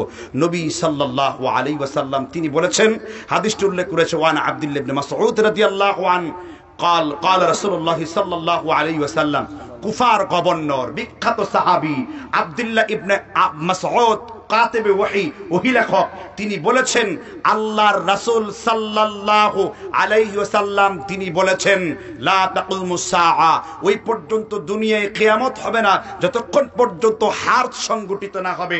সাহাবীগণ বলেন যে, এই আল্লাহর রাসূল, কাকে হার্জ বলে? কাল মাল হাজ্জু আল হাজ্জু আল কাতলু কাতলু কাতলু। হার্জ হলো এই রকম হত্যা করে যে বিনা কারণে একজন মানুষ আরেকজন মানুষকে হত্যা করছে। হোমিওপ্যাথি ডাক্তার যাচ্ছে, হিন্দু লোক, তাকে পেছন দিয়ে ক্রিজ দিয়ে কুপায়া মেরে ফেলেছে, খুব জিহাদ কায়েম হয়ে গেছে। এটা হার্জের মধ্যে পড়ে। ছোট থেকে ছোট একটা জমিন নিয়ে আপন ভাই বা সৎ ভাই তার মধ্যে মারামারি করে দুনিয়া থেকে বিদায় নিয়ে যাচ্ছে, অথচ সে নিজেও বুঝলো না কেন মানলাম। আর যেই লোকটা মরলো সে সকালেও জানতো না যে আমি মরে যাব। এই জন্যই বলে রাসূল বলেছেন যে কিয়ামতের পূর্বে ব্যাপকভাবে হার্জ সংগঠিত হবে। হার্জ হলো অবৈধ রক্তপাত, অবৈধ হত্যা। বাড়ছে না কমছে? এগুলো আপনার করা যাবে না। এগুলো কিয়ামতের একটা কি আলামত। আপনি এই আলামত থেকে বের হতে চেষ্টা করবেন। এবার আলামত নাম্বার 8, আমি সংক্ষেপ করছি এই জন্য, কারণ অনেকগুলো আলামত বলতে হবে। আল্লাহর নবী বলেছেন, আল্লাহর রাসূল বলেছেন, মিশকাতের বর্ণনায় মোল্লা আলী কারি রহমতুল্লাহ আলাই মিশকাতের সরা মিরকাতের মধ্যে 1330 নম্বরে হাদিসটি বর্ণনা করেছেন। আল্লাহর নবী সাল্লাল্লাহু আলাইহি ওয়াসাল্লাম তিনি বলেন, ইন্না মিন আশরাতিস সাআ, কিয়ামতের একটি শর্ত হলো হাত্তা তুবাকিয়ান নাস। আল্লাহর রাসূল সাল্লাল্লাহু আলাইহি ওয়াসাল্লাম তিনি বলেছেন কিয়ামতের পূর্বে মানুষেরা মসজিদ নিয়ে প্রতিযোগিতায় লিপ্ত হয়ে যাবে। দেখবেন আমার দেশের লোকেরা মসজিদ নিয়ে প্রতিযোগিতায় লিপ্ত হয়, এর মানে হলো মসজিদের ভিতরে আমলের কোনো খবর নেই, বিদআতের চর্চা হয়, মসজিদের ভিতরে রাসূলের সুন্নাতগুলো উঠে গেছে আর বিদআত দিয়ে পরিপূর্ণ হয়ে গেছে। মসজিদের মধ্যে কোনো রকমের সুন্নাত মতো জিন্দেগি নাই, তাওহীদের কোনো আলোচনা মসজিদের ভিতরে হয় না, কিন্তু মসজিদকে সুন্দর করার জন্য তৈরি হয়ে গেছে। আজকে এই এলাকার লোকদেরকে প্রশ্ন করি, আজকে ফজরের নামাজের আযান হয়ে গেলে কয় কাতার মুসল্লি হয়? কয় কাতার মুসল্লি হয়? কয় কাতার? এক কাতারও মুসল্লি হয় না। কেন? আপনারা মসজিদের প্রতিযোগিতা লিপ্ত হয়েছেন। খান বাড়ির একটা মসজিদ দরকার, অমুক বাড়ির একটা মসজিদ দরকার। মসজিদের সৌন্দর্যের পাশাপাশি মসজিদের ইবাদত, মসজিদের আমলগুলোর সংখ্যাধিক্য বাড়াতে হবে। কেননা এই মসজিদের সাথে আপনার সম্পর্ক হলো ঈমানের। রাসূলুল্লাহ সাল্লাল্লাহু আলাইহি ওয়াসাল্লামের সাহাবী আপন চাচাতো ভাই ইবনে আব্বাস রাদিয়াল্লাহু তাআলা আনহু ফতোয়া দিয়েছেন, যে ব্যক্তি আযান শুনে মসজিদে উপস্থিত হলো না জামাতে, তার সালাত কবুল হয়নি। এর মানে হলো সে বিশাল বড় সওয়াব থেকে বঞ্চিত হয়েছে। কিন্তু আপনি তো মসজিদ মুখী না, আপনার মসজিদের সৌন্দর্যের দিকে, চাকচিক্যের দিকে আপনি বেড়ে যাচ্ছেন, অথচ মসজিদের সাথে আপনার কোনো তাআল্লুক, আপনার কোনো রকমের সম্পর্ক নাই। আর মসজিদের মধ্যে ঢুকেই আপনারা সপ্তাহে একদিন জুমার দিন আসেন, জুমার খুতবার মধ্যে আপনারা কথা বলতে শুরু করে দেন, খতিবের খুতবায় কিছুই বলেন না। অথচ মহিলাদেরকে, এই এলাকার অনেক মা বোন আছে তারা মসজিদের দিকে যায় না, অথচ রাসূল বলেছেন সহিহ মুসলিমের হাদিস, লা তামনাউ নিসাউকুমুল মাসাজিদ, আল্লাহর কোন বান্দিকে যেন মসজিদে গমন করতে বাধা প্রদান করা না হয়, কারণ বছরে 55টি জুমার সালাত থেকে মহিলারা অনেক ইলম অর্জন করবে, পর্দার মাসালা শিখবে, সালাফের মাসালা শিখবে, সন্তান প্রতিপালন শিখবে। এই জন্য আল্লাহর রাসূল অনুমতি দিয়েছে, লা তামনাউ নিসাউকুমুল মাসাজিদ, আমার আল্লাহর কোন বান্দিকে যেন মসজিদে যাইতে বারণ না করা হয়। ইদাস্তাযান্নাকুম ইলাইহা, যখন তারা অনুমতি চাবে স্বামীর কাছে, অভিভাবকের কাছে, পর্দা বেষ্টনে রেখে তাদেরকে যেন অন্তত জুমার সালাতে মসজিদে যাওয়ার জন্য অনুমতি দিয়ে দেওয়া হয়। কার কথা? কোন হাদিস? মুসলিম শরীফের হাদিস। কোন সন্দেহ আছে? কিন্তু আমাদের দেশে মসজিদের মধ্যে, আর মসজিদগুলো পরিচালিত হচ্ছে এমন সমস্ত লোকদের দ্বারা। মসজিদের কমিটি থাকে সুদখোর, মসজিদের কমিটি থেকে ঘুষখোর, মসজিদের কমিটি থেকে পশ্চিম দিকে আসার পর্যন্ত খায় না, মসজিদের কমিটি থেকে আল্লাহ বিরোধী, রাসূল বিরোধী, ঈমান বিরোধী, বিদআতের সাথে সম্পৃক্ত এমন কোন ব্যক্তিকে মসজিদের কমিটিতে দায়িত্বশীল বানানো আমার শরীয়ত থেকে পারমিট দেয়নি। কারণ মসজিদটা কার ঘর? ইন্নামা ইয়া'মুরু মাসাজিদাল্লাহি মান আমানা বিল্লাহি ওয়াল ইয়াউমিল আখির, আল্লাহর ঘরটা তারা ইবাদত করবে যারা আল্লাহ এবং পরকালকে ভয় করে চলে। সূরা তাওবা 9 নাম্বার, সূরার 18 নাম্বার আয়াত। এইজন্য আল্লাহর ঘরটা আবাদ করেছেন ইব্রাহিম, আল্লাহর ঘরটা আবাদ করেছেন ইসমাঈল, আল্লাহর ঘরটা আবাদ করেছেন আমার নবী মুহাম্মদ রাসূলুল্লাহ। মসজিদের মুতাওয়াল্লি ছিলেন আমার নবী মুহাম্মদ রাসূলুল্লাহ।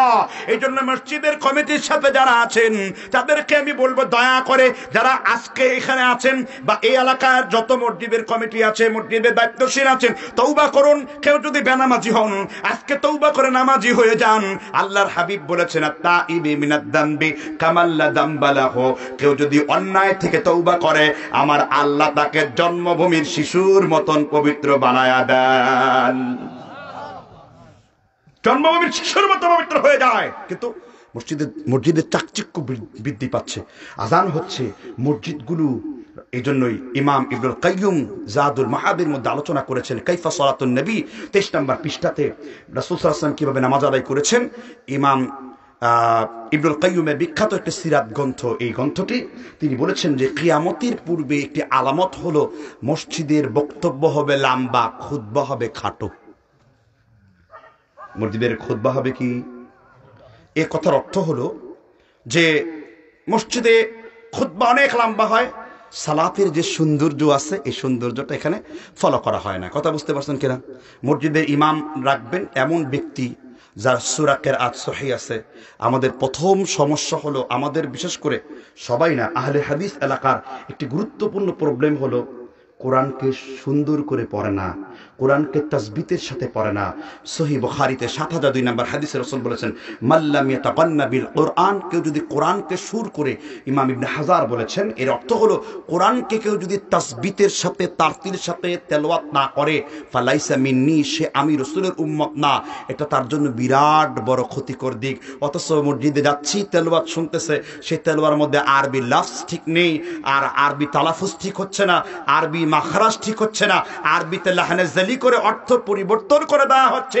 এই দিকে আমাদের কোনো খেয়াল নেই। এই জন্য আলেমদেরকে আল্লাহর ওয়াস্তে বলবো, এই বদনাম গুচান যে সহিহ হাদিসের মর্যাদায় কোরআন তেলাওয়াত সত্য হয় না, এই বদনাম গুচান, প্রয়োজনে আবার কোরআনকে তাসহিহ করে বিশুদ্ধ করে পড়ুন। কারণ কোন অশুদ্ধ ইমামের পিছনে আমরা সালাত আদায় করতে চাই না। ওই ইমামকে এতটুকু যোগ্যতা অর্জন করা উচিত যাতে করে সে ব্যক্তি কোরআনটাকে অন্তত কি করে পড়তে পারে, বিশুদ্ধ করে পড়তে পারে। কিন্তু আমাদের দেশে কিন্তু এটা হচ্ছে না, কোরআনকে অশুদ্ধ পড়ছে। বড় ইমাম হয়েছে, মুহাদ্দিস, আন্তর্জাতিক মানের কোরআন তেলাওয়াত করেছে, আল কারিয়া মাল কারিয়া মাদরাকা মাল কারিয়া ইয়াউমা ইয়াকুনুন সাকাল ফারাশিল মাবদুদ ওয়া তাকুনুল জিবালু কালিহিল মানফুস। এটা নাকি 7 কেরাতের এক কেরাত।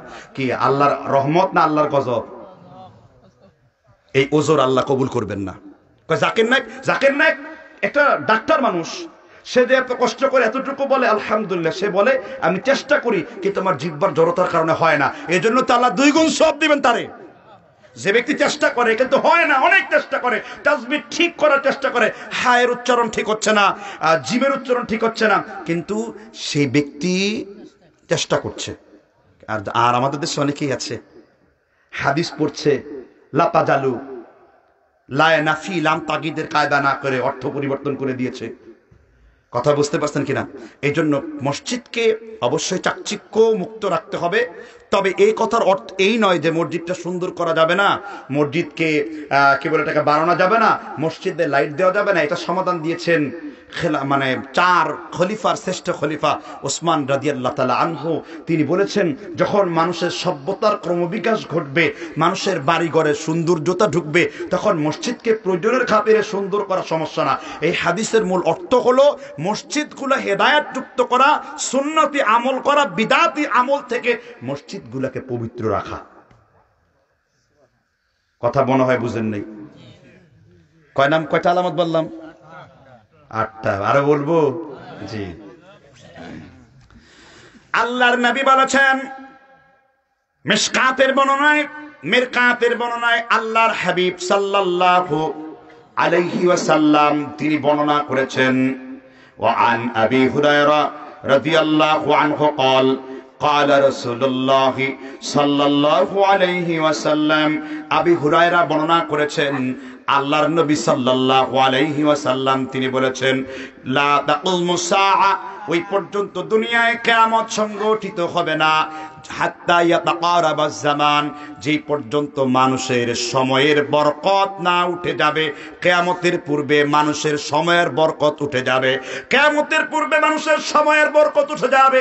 1 বছর 1 মাসের 1 মাস, 1 সপ্তাহ 1 সপ্তাহ, 1 দিন 1 দিন, 1 মিনিট 1 ঘন্টা 1 ঘন্টা, 1 মিনিট 1 মিনিট, 1 সেকেন্ড। রাসূল বলেছেন, লা তাকুমুস সাআ, এই পর্যন্ত কিয়ামত হবে না, হাত্তা ইয়াতাকারাবাজ জামান, যেই পর্যন্ত মানুষের সময়ের বরকত উঠে না যাবে। একটু পূর্বে চিন্তা করেন, মাত্র 20 বছর পূর্বে আপনি তাগড়া জোয়ান ছিলেন, কিন্তু এখন আপনি কেমন জোয়ান। আজকে সারাদিন অতিবাহিত করলেন, কিন্তু আপনি বুঝলেন না আপনার সময়টা আল্লাহর জন্য দিয়েছেন কিনা। আপনার সময়টা মুহূর্তের মধ্যে চলে গেছে। ইন্নাল ইনসানা লাফি খুসর, মানুষ ক্ষতিগ্রস্তের অন্তর্ভুক্ত রয়েছে। হাল আতা আলাল ইনসান হিনুম মিনাদ দাহার, মানুষকে তার দাহার, মানুষকে তার সময়ের দিকে লক্ষ্য করে দেখালাম আমি আল্লাহ সময়ের বরকতগুলো কেমনে উঠিয়ে নিয়েছি। এই জন্য আমার চাচা ইব্রাহিম মাদানী হাদিসে জিবরাইল আখবিরনি আনিল ঈমান আখবিরনি আনিল ইহসান, ইহসান শিক্ষা দিয়েছেন। ইহসানের একটি মূল অবিচ্ছেদ্য অংশ হলো আপনি যে আমলগুলো করেন, আপনার আমলগুলো আল্লাহ তাআলা আল্লাহ দেখছেন। এই চেতনা অন্তরকরণে থাকতে হবে। কি জন্য অন্তরকরণে থাকতে হবে? কারণ মানুষের এই কলবের মধ্যে 40টা গুনাহ রয়েছে। কদ আফলাহা মান যাক্কাহা, যে ব্যক্তি তার নফসকে বিশুদ্ধ করেছে ওই ব্যক্তি মুক্তি লাভ করেছে। আর এই নফসের মধ্যে, এই কলবের মধ্যে 3 প্রকার: কলবুল মাকতুম, কলবুল মারিদ, কলবুল সালিম। প্রশান্ত আত্মা, সিলমোহারমার আত্মা। আরেকটা হলো আপনার গুনাহযুক্ত আত্মা, রোগাক্রান্ত আত্মা। ইমাম ইবনুল কাইয়্যিম ফাওয়ায়েদের 13 পৃষ্ঠার মধ্যে উল্লেখ করেছেন, মানুষের আত্মার মধ্যে 40 প্রকার রোগ রয়েছে। কয় প্রকার রোগ? আত্মার রোগ হলো ফদুলুল কালাম, বেশি কথা বলা, ফদুলুত তুআম, বেশি বেশি খাওয়া। আত্মার রোগ হলো আল কিবার, অহংকার করা, হিরস, লোভ করা। আত্মার রোগ হলো বখিলি, কৃপণতা করা। আত্মার রোগ হলো তার রিয়া, লোক দেখানো, ইবাদত করা। এইরকম 40 প্রকার রোগ আপনার কলবের মধ্যে আছে, আপনার আত্মার মধ্যে আছে। এই জন্য ইহসানের শিক্ষা নিতে হবে যে আমি এমন ভাবে ইবাদত করছি আল্লাহ তাআলা আমাকে দেখছেন। এটুকু যদি আপনার অন্তঃকরণে থাকে, বিশ্বাস করেন আপনার সকাল থেকে সন্ধ্যা পর্যন্ত প্রত্যেকটা কাজই আল্লাহর ইবাদতের মধ্যে গণ্য হবে। আমার রাসূল সাল্লাল্লাহু আলাইহি ওয়াসাল্লাম বলেছেন, মুসলিম শরীফের কিতাবুত তাহারাতে বর্ণনা, যে ব্যক্তি সুন্নাহর মোতাবেক, সুন্নাহ মেনে কোন মুমিন যখন স্ত্রীর উপরে রয়েছে বিশেষ কাজে, ওই সময়টুকু আল্লাহ ইবাদত বলে গণ্য করে দিয়েছেন। সন্ধ্যা থেকে সকাল পর্যন্ত ইসলামী বিধিবিধানের উপর থাকতে হবে। কিন্তু দেখেন, সময়ের বরকত উঠে গেছে, আমরা সময়কে কোনো মূল্যায়ন করি না। আমাদের যৌবন কাল নষ্ট করছি। এখানে যুবকরা নষ্ট করছি ঈমান এবং ইসলামকে নষ্ট করে, এখানে যুবকরা নষ্ট করছি মহিলাদের পিছনে নষ্ট করে। প্রত্যেকটা সময়ের অনেক দাম। এই জন্য ইমাম শাফি, ইন্নাল ইনসানা লাফি খুসর ইল্লাল্লাযীনা আমানু ওয়া আমিলুস সলিহাতি ওয়া তাওয়াসাউ বিল হাক্কি ওয়া তাওয়াসাউ বিস সাবর, এই আয়াতের ব্যাখ্যায় ইমাম শাফি বলেছেন, আমার আল্লাহ যদি কুরআনের আর কোনো সূরা নাজিল না করতেন, কেবল এই সূরাটাই একজন ঈমানদারের জন্য যথেষ্ট ছিল। কারণ যার মধ্যে 4টা জিনিস রয়েছে, ইল্লাল্লাযীনা আমানু ওয়া আমিলুস সলিহা ওয়া তাওয়াসাউ বিল হাক্কি ওয়া তাওয়াসাউ বিস সাবর, এই 4টি জিনিস যার মধ্যে রয়েছে, অবশ্যই সে নাবিয়িন, সিদ্দিকিন, শুহাদা, সালেহিন। দেখেন 4টি কর্ম, 4টা স্তর: নাবিয়িন, সিদ্দিকিন, শুহাদা, সালেহিন। ইল্লাল্লাযীনা আমানু ওয়া আমিলুস সলিহা ওয়া তাওয়াসাউ বিল হক ওয়া তাওয়াসাউ বিস সাবর। আল্লামা সাদি রাহমাতুল্লাহ আলাইহি বলেন, এই 4টি স্তরের মধ্যে এই 4টি যোগ্যতা করলে হবে। হয় আপনি নাবিয়িন, এই কাতারে আপনি যেতে পারবেন না; সিদ্দিকিন, এই কাতারে আপনি যেতে পারবেন না; শুহাদা আর সালেহিন, এই 2 কাতারে যেতে পারবেন। আর সালেহিনদের পরিচয় হলো সকাল থেকে সন্ধ্যা পর্যন্ত যে ব্যক্তি আল্লাহ এবং তার রাসূল সাল্লাল্লাহু আলাইহি ওয়াসাল্লামের সুন্নাহ মোতাবেক জীবন পদ্ধতিটা পরিচালনা করেছে। কিয়ামতের পূর্বে কিসের বরকত উঠে যাবে? সময়ের বারাকা উঠে যাবে, ওয়াক্তের বারাকা উঠে যাবে। নবী সাল্লাল্লাহু আলাইহি ওয়াসাল্লাম আরো বলেছেন, ইন্নাহু সায়াকুন বা'দা আমারাহ, মুসলিম শরীফের কিতাবুল ইমারত 1694 নম্বর হাদিস, আমার পরে এমন কিছু আমির ঘটবে, আসবে, যারা নামাজের ওয়াক্তগুলোকে হত্যা করে ফেলবে।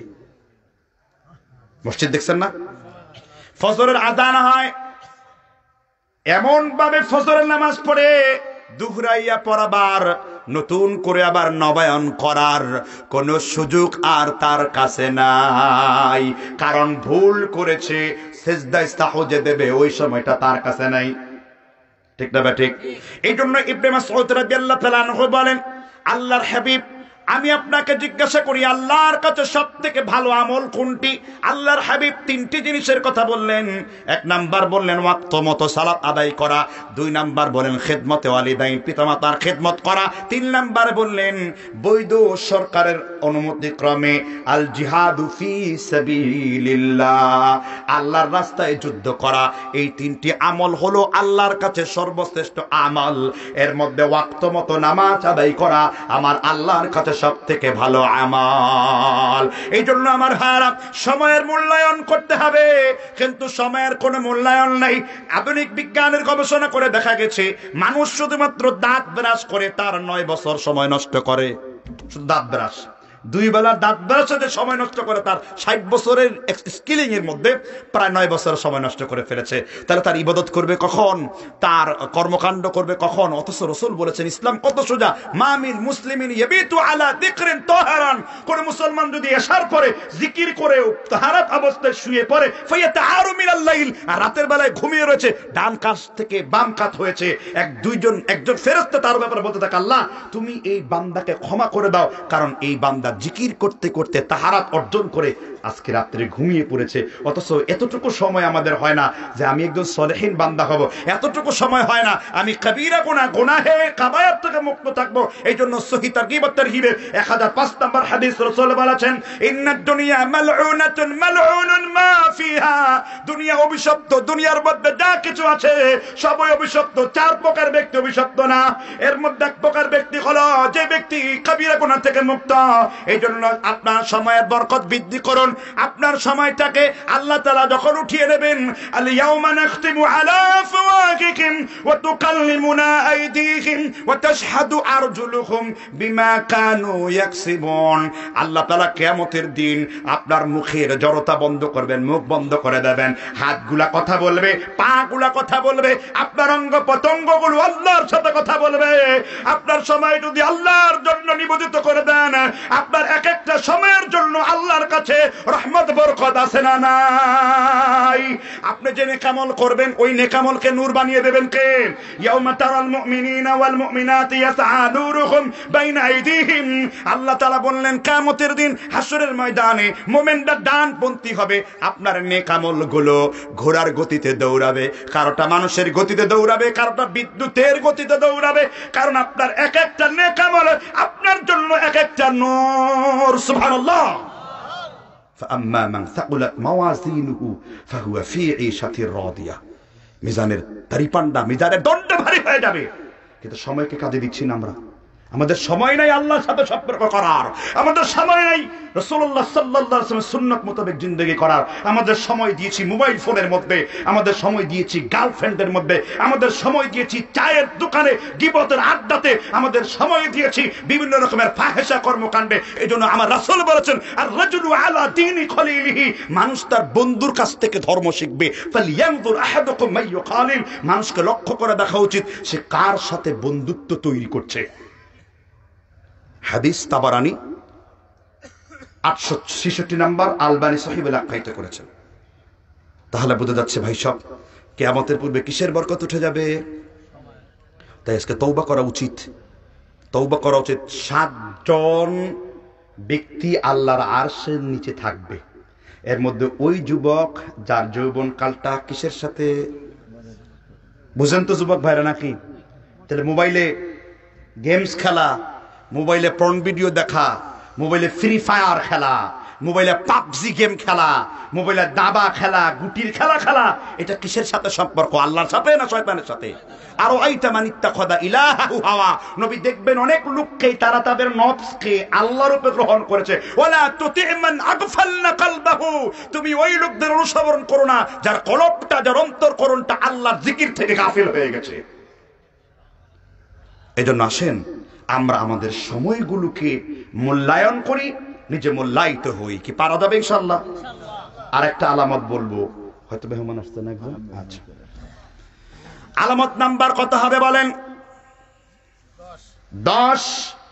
আল্লাহর হাবিব সাল্লাল্লাহু আলাইহি ওয়াসাল্লাম তিনি বলেছেন, হাদিসটা উল্লেখ করেছে মিশকাত ইবনে মাজাহ, আবু দাউদ, নাসাই, দারাকুতনি, মুসান্নাফে আবি শায়বা, ইমাম আবি বকর ইবনে আবি শায়বা।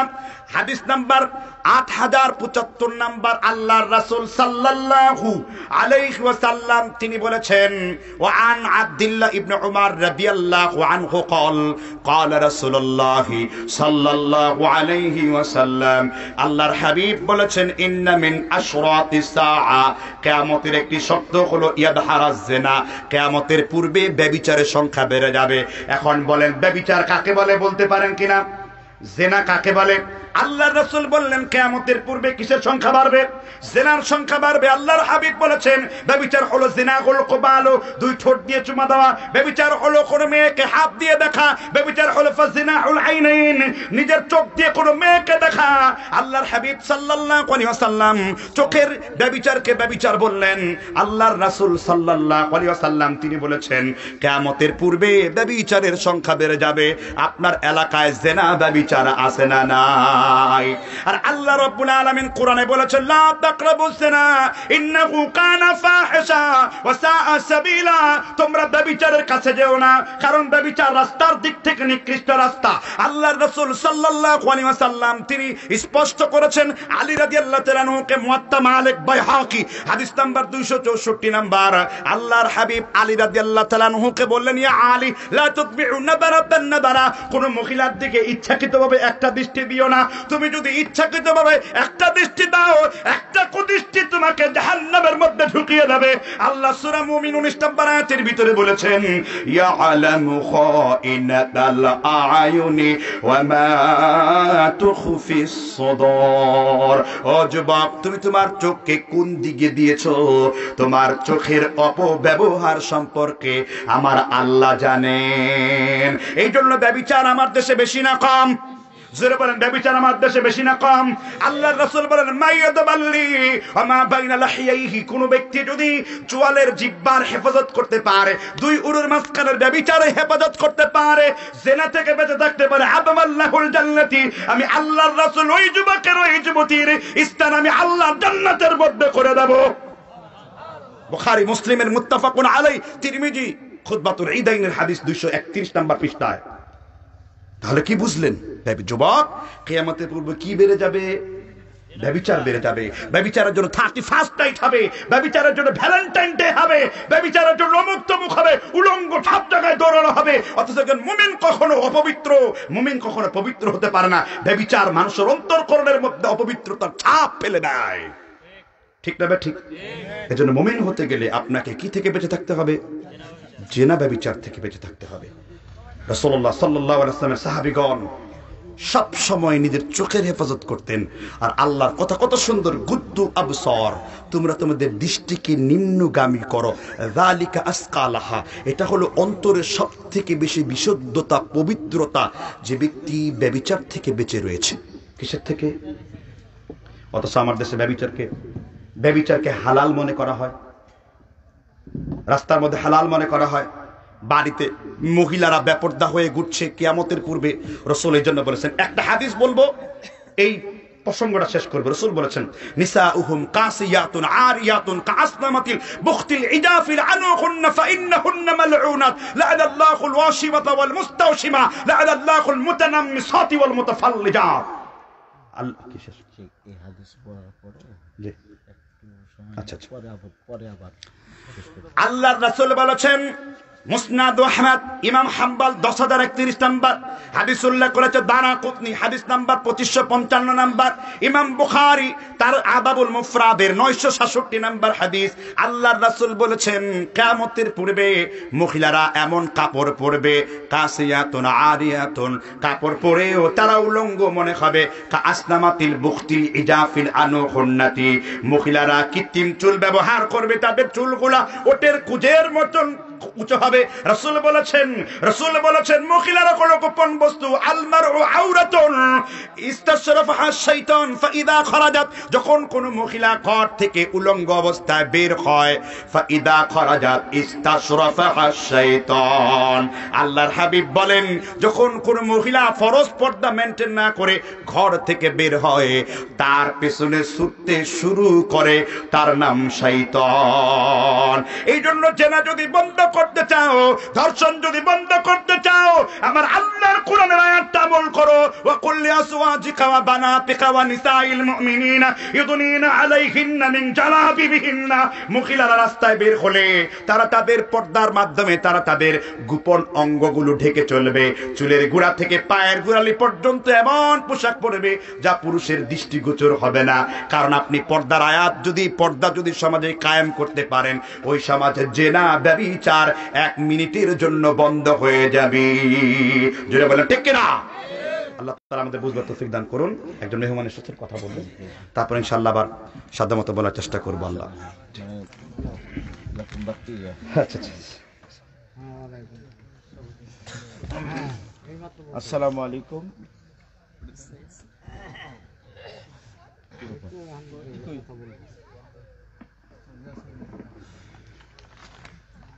আসসালামু আলাইকুম ওয়া রাহমাতুল্লাহি ওয়া বারাকাতুহু। আলহামদুলিল্লাহ, আমরা আমাদের আজকের এই সভার প্রধান আকর্ষণ, প্রধান বক্তার কাছ থেকে অত্যন্ত গুরুত্বপূর্ণ আলোচনা শুনে আসছিলাম। কোরআন এবং সহিহ সুন্নাহ মোতাবেক আলোচনা করেন এমন বক্তাদের সংখ্যা, আলেমদের সংখ্যা খুবই কম হয়ে থাকে, কম বর্তমানেও তাই। তো ইনশাল্লাহ আমাদের প্রধান বক্তার বক্তব্যের মাঝে আমরা একটু বিরতি ঘটাচ্ছি। আমাদের আজকের সবার যিনি প্রধান, মানে মেহমানদের মধ্যে যিনি প্রধান আকর্ষণ, প্রধান অতিথি জনাব আমিন শরীফ স্বপন, সিনিয়র সহকারী প্রধান সচিব, স্থানীয় সরকার ও পল্লী উন্নয়ন মন্ত্রণালয়, ঢাকা। আমাদের আমিন শরীফ সাহেব আমাদেরই এলাকার কাঞ্চনপুরের কৃতি সন্তান, এবং আমরা বলবো কাঞ্চনপুর টাঙ্গাইলের মধ্যে টাঙ্গাইলের কৃতি সন্তান, তারপরে হলো কাঞ্চনপুরের, না কাঞ্চনপুরকে আগে বলতে চান, কাঞ্চনপুর এবং টাঙ্গাইলের কৃতি সন্তান। আল্লাহ সুবহানাহু ওয়া তাআলার কাছে আমরা দোয়া করি আল্লাহ রাব্বুল আলামিন আমাদের এই ভাইয়ের মান মর্যাদা আরো বৃদ্ধি করে দিন। তো আমাদের প্রধান অতিথির মূল্যবান বক্তব্য আমরা এখন শুনব। প্রধান অতিথির মূল্যবান বক্তব্য শোনার পর আবার আমাদের প্রধান বক্তার কাছে আমরা ফিরে যাব। তো আমাদের প্রধান অতিথির মূল্যবান আলোচনা পেশ করার জন্য আমি বিনীতভাবে অনুরোধ করছি ভাইকে বক্তব্য প্রদান করার জন্য।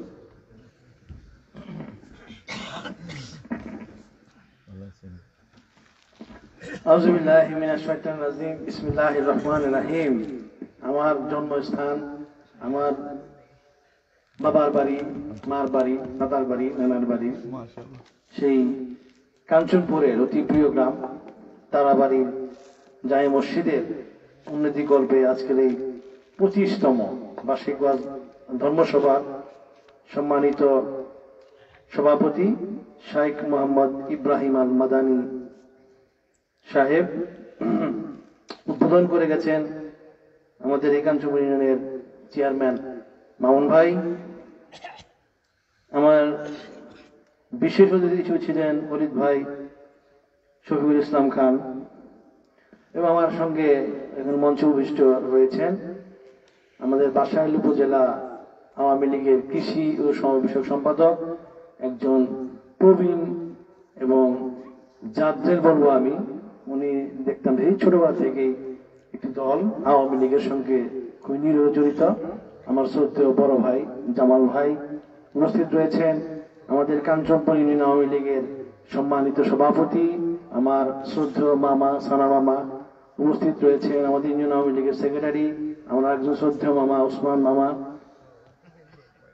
সহ অন্যান্য যারা রয়েছেন এখানে মঞ্চে, এবং আজকের অনুষ্ঠানের যে প্রাণ প্রিয় এই এলাকাবাসী, আমার আত্মীয় স্বজন, আমার মামার বাড়ির এবং চাচার বাড়ির আত্মীয় স্বজন বৃন্দ, আজকের অনুষ্ঠানের মধ্যমণি প্রধান বক্তা সাহেব একটু বক্তৃতা দিচ্ছিলেন, বিজ্ঞ ওলামায়ে কেরামগণ এবং পর্দার আড়ালে মা বোনেরা, সকলকে আসসালামু আলাইকুম। আমি শুরুতেই ক্ষমা চেয়ে নিচ্ছি করজোরে, আমি একটু বেদবি করেছি।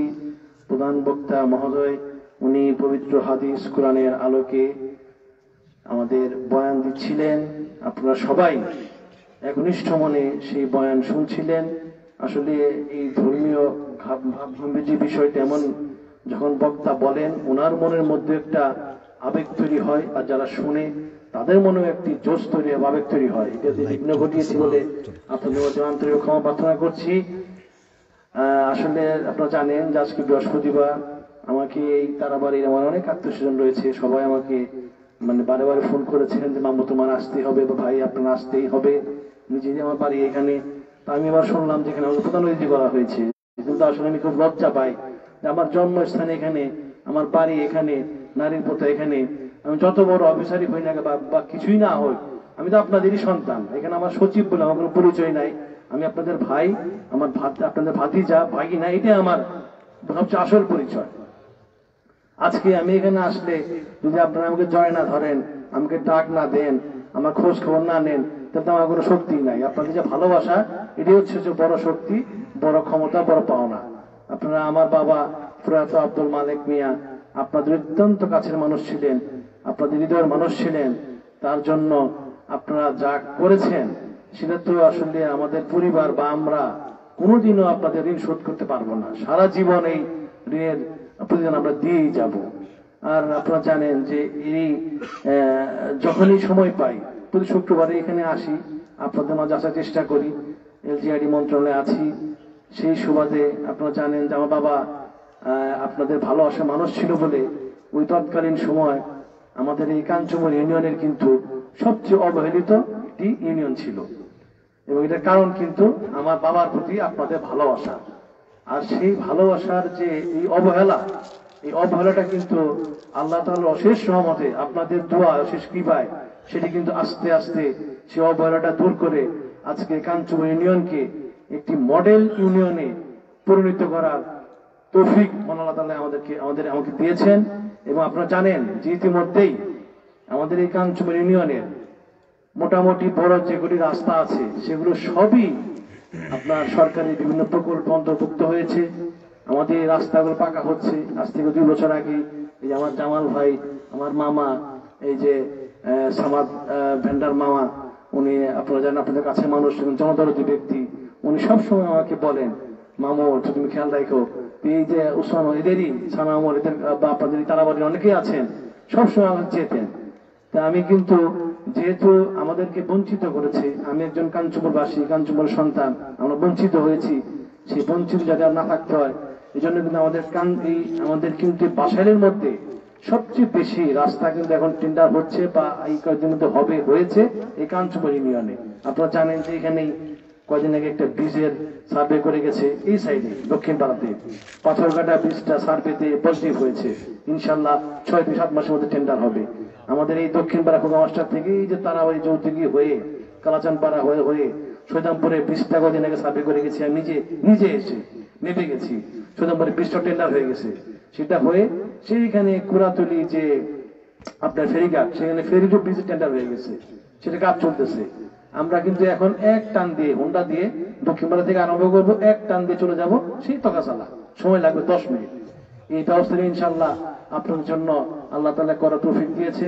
আপনাদের ভালোবাসায় সন্তান হিসেবে আপনাদের আমার বাবার প্রতি আপনাদের যে টান, যে ভালোবাসা, সেই দিন কিছুটা হলেও ইনশাল্লাহ শোধ করতে সক্ষমতা আল্লাহ তাআলা দিয়েছে বলে আল্লাহ তাআলার কাছে শুকরিয়া জানাই।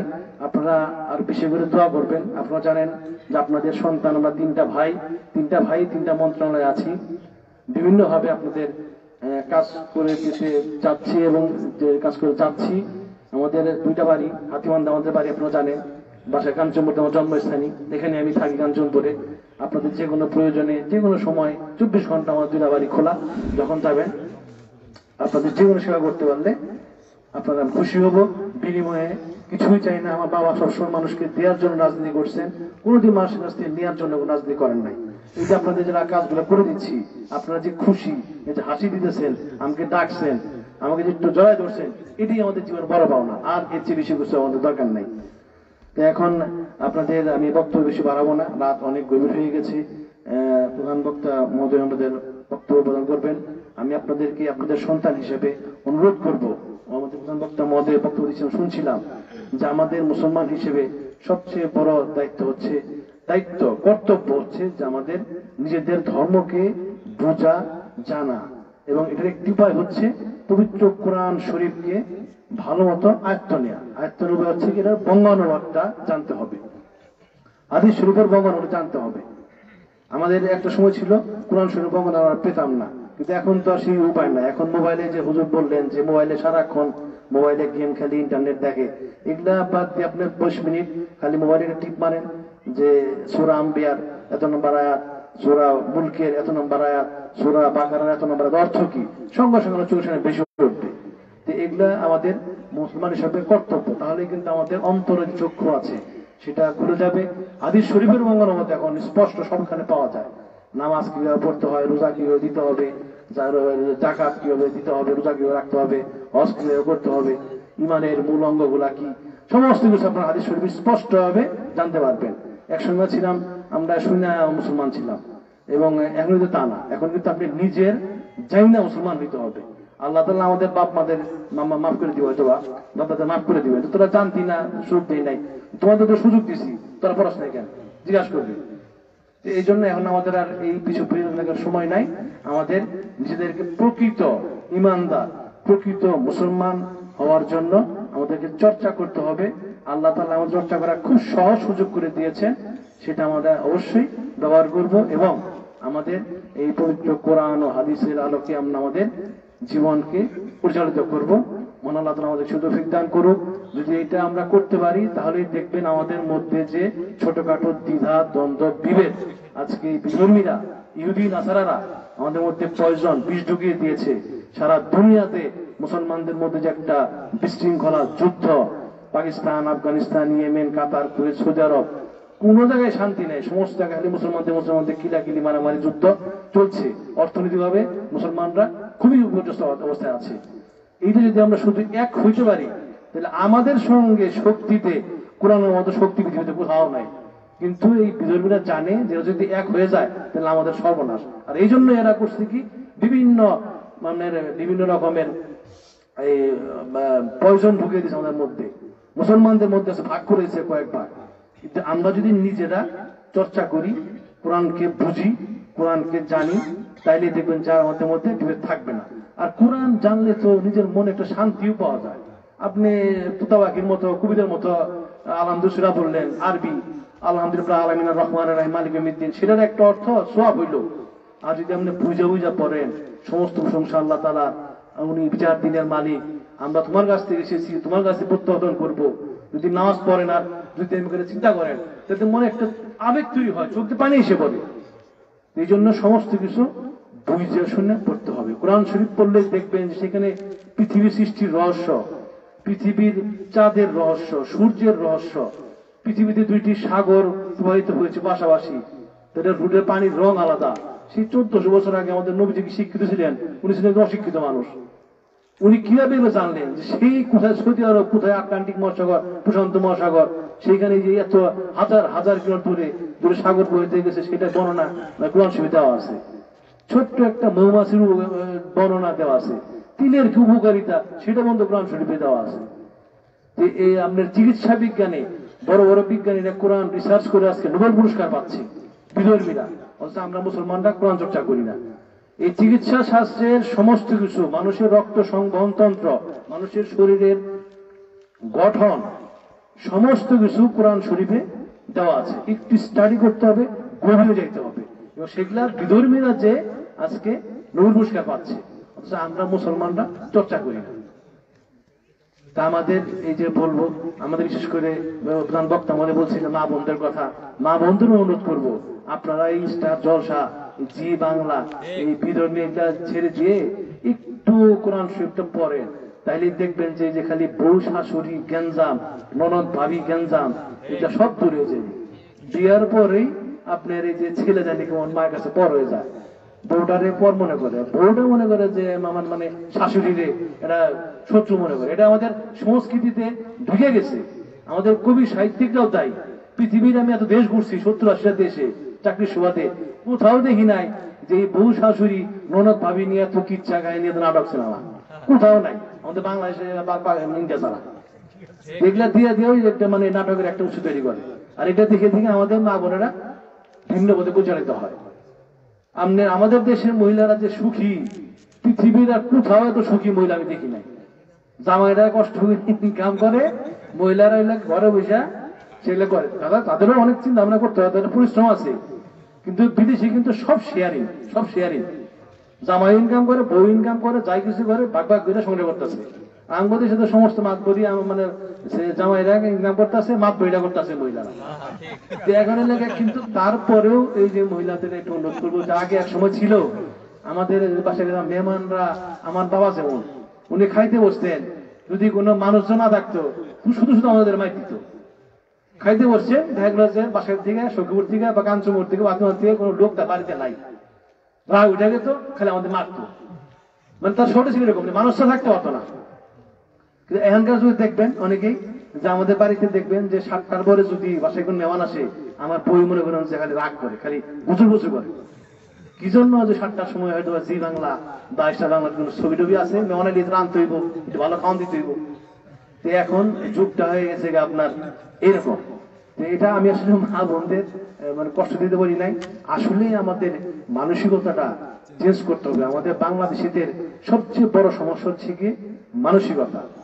আমাদের মানসিকতাটা চেঞ্জ করতে পারলে আমাদের দেশের মতো, বিশ্বাস করেন, আমাদের দেশের মতো এই পরশ্রীকাতরতা, এই হিংসা, গীবত আমার মনে হয় না পৃথিবীর অন্য কোনো দেশে আছে।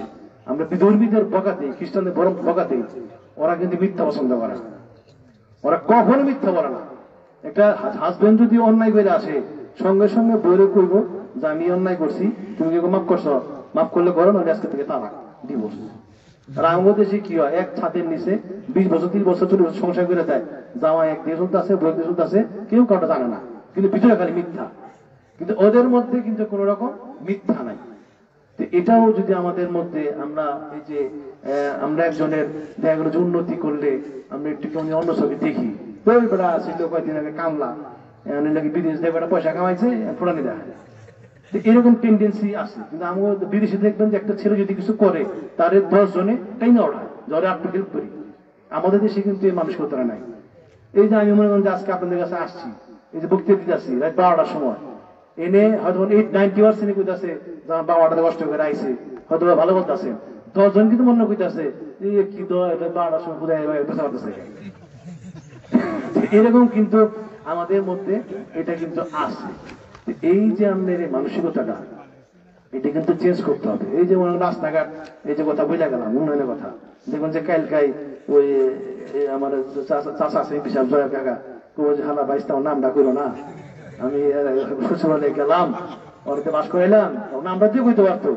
যাক কাকা গেছিল আমার কাছে পাই যায় এমপি সাহেব, এই রাস্তা দিয়েও দিছিল, এটা বুঝে গেলাম। ওয়ালিদ ভাই কেবল যে শুনলাম নামটা একটা করো না, মামতাই করবো যা হ্যাঁ আমার নামটা কিছুই করো না। ওনারা তো জনপ্রতিনিধি, ওনারা রাস্তাঘাট শুনে শুধু বলে থেকে ওনারা ফিতা কাটার সময় কই বলতে দিয়ে গেলাম, কিন্তু আসল খেলা তো করছি আমরা সবাই জানেন, বুঝলেন। এখন হচ্ছে এই লোক আমাদের দেশে, এটা লোক আমি আপনাদের নিজেদের সন্তান হিসেবে কিন্তু কথাগুলো বলতেছি, নিজের বাড়ি এই জন্য একটু মন করে বলতেছি, দাদু নিবেন না। আমাদের যে দেশের যে মহিলাদের বলতেছি, মহিলাদের কিন্তু ইসলাম ধর্মে সবচেয়ে বেশি ক্ষমতা দেওয়া হয়েছে মহিলাদের। মহিলারা কিন্তু দেখবেন আমাদের দেশে কিছু মহিলা আছে, আধুনিক মহিলা, ওরা সংগ্রাম করে ইসলামী নারীদের কিছু নাই। দেখবেন কোরআন স্ত্রীগুলো বুঝতে পারবেন যে মহিলারা সম্পত্তি পায় 2 জায়গা থেকে, বাবার বাড়ির থেকে পায়, আবার স্বামীর কাছ থেকেও পায়। আমাদের নবীজির যে 2 জন স্ত্রী, খাদিজা রাদিয়াল্লাহু আনহা, উনি ছিলেন একজন বড় ব্যবসায়ী, উনি পর্দা করছেন, উনি আগ্রহ করছেন, কিন্তু ব্যবসা কিন্তু বন্ধ করেন না। উনি আরবে তৎকালীন বড় ব্যবসায়ী ছিলেন।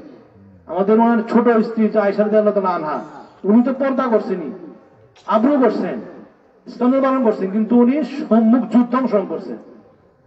কিন্তু আমাদের বিদেশে দেখছি, আমাদের জার্মানিতে গেছি, এক মহিলারা 2টার সময় 24 টাকা গাড়ি চালাইয়া রাস্তায় টেনেছে। রামগড় দেশের মহিলাগুলারে আমরা ছোটবেলা থেকে তুই মহিলা, তোর এটা করুন যাবো না, ওইটা করুন যাবো না, এটা করা যাবে না, এটা বইলা মানে হালে আত। আর মহিলারা মনে করে যে ম্যাট্রিক পাস করো, তারপরে আমার বিয়ে হয়ে যাবো, আমার জামাই আমার সামনে আলু ভর্তা ডাল ভাত খাইবো, আর আমি খুশি চেয়ে থাকবো, এটাই আমার জীবন। কিন্তু তা তো না, আসলে মহিলা কোনো ব্যাপার না, মহিলা পুরুষ সমান, ইসলামের সমান অধিকার দেওয়া হয়েছে। কিন্তু মহিলাদের চলার পথটা একটু ভিন্ন হইতে হবে, পুরুষদের পথটা ভিন্ন হইতে হবে।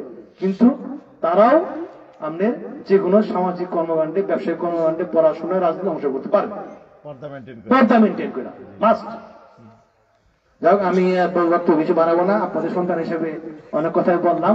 আপনারা ব্যতিব্যস্ত থাকলে, বিশেষ করে প্রধান বক্তা মহোদয় আছেন, ওনার কাছে যদি বলতেছি, যদি কোনো ব্যতিব্যস্ত থাকে ক্ষমা করে দিবেন। আপনারাই হচ্ছেন যে আমাদের নেতা, আপনারা এদের দিকে আমরা তাকাই থাকি। পবিত্র হাদিস কোরআনের আলোকে যে অনুশাসনগুলো দিবেন, সেটা ইনশাল্লাহ আমাদের সমাজের বা আমাদের তার অর্জন প্রতিপালন করবে। এই মহামারী করোনা ভাইরাসের মধ্যে আপনাদের যে আল্লাহ তাআলা একটি আমাদের উপর একটি বিপদ দিয়েছে, আপনারা সবাই আজকে দোয়া করবো, কারণ সামনে করোনার পরিস্থিতি ভয়াবহ আকার ধারণ করবে। যদি আল্লাহ তাআলা এই করোনার মধ্যে আমাদেরকে জীবন এবং জীবিকা একসঙ্গে সুন্দরভাবে পরিচালনা করতে পারি এবং আমরা সকলেই সুস্থ থাকতে পারি। আমাদের এখানে যারা আছি প্রত্যেকটা প্রাণ হচ্ছে মূল্যবান। এটা আমরা সবাই দোয়া করব। আমার প্রয়াত বাবা আব্দুল মালিক তার জন্য দোয়া করবেন।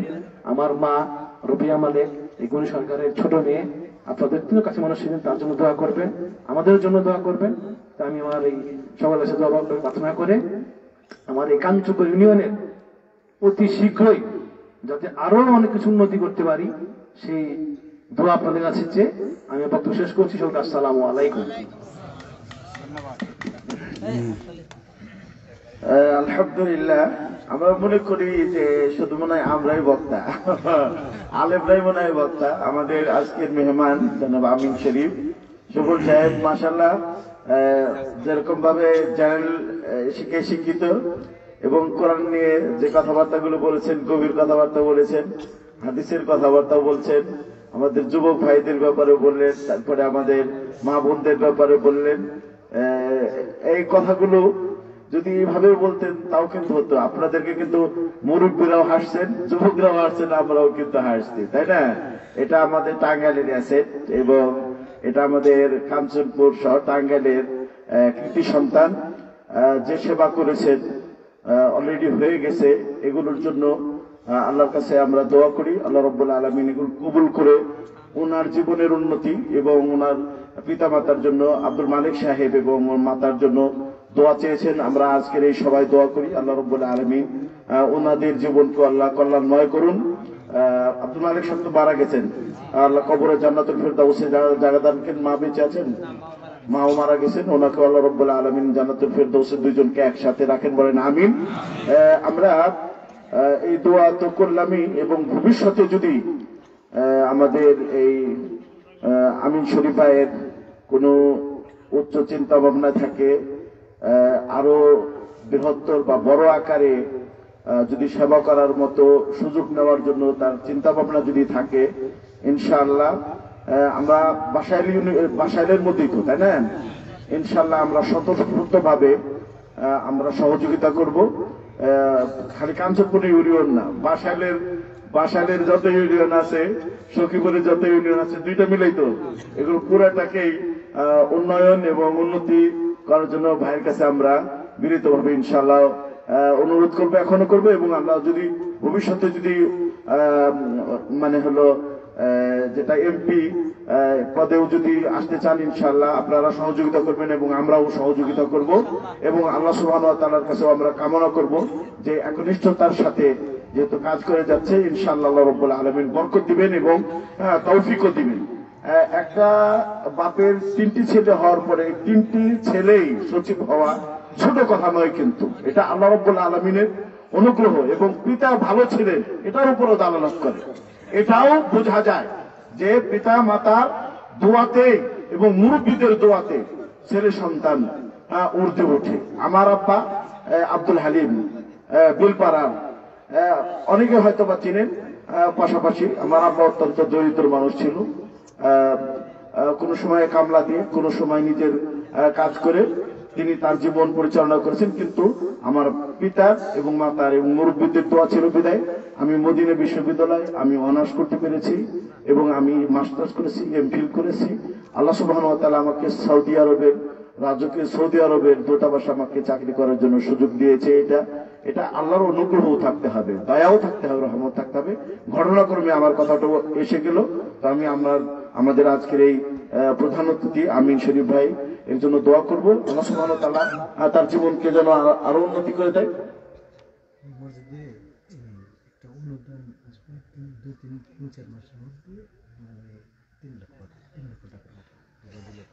মাশাআল্লাহ, আমাদের আজকের প্রধান অতিথি আরো ঘোষণা দিলেন যে 2-3 মাসের মাঝেই আমাদের এই মসজিদের জন্য 2 থেকে 3 লাখ টাকার মতো অনুদান আসবে।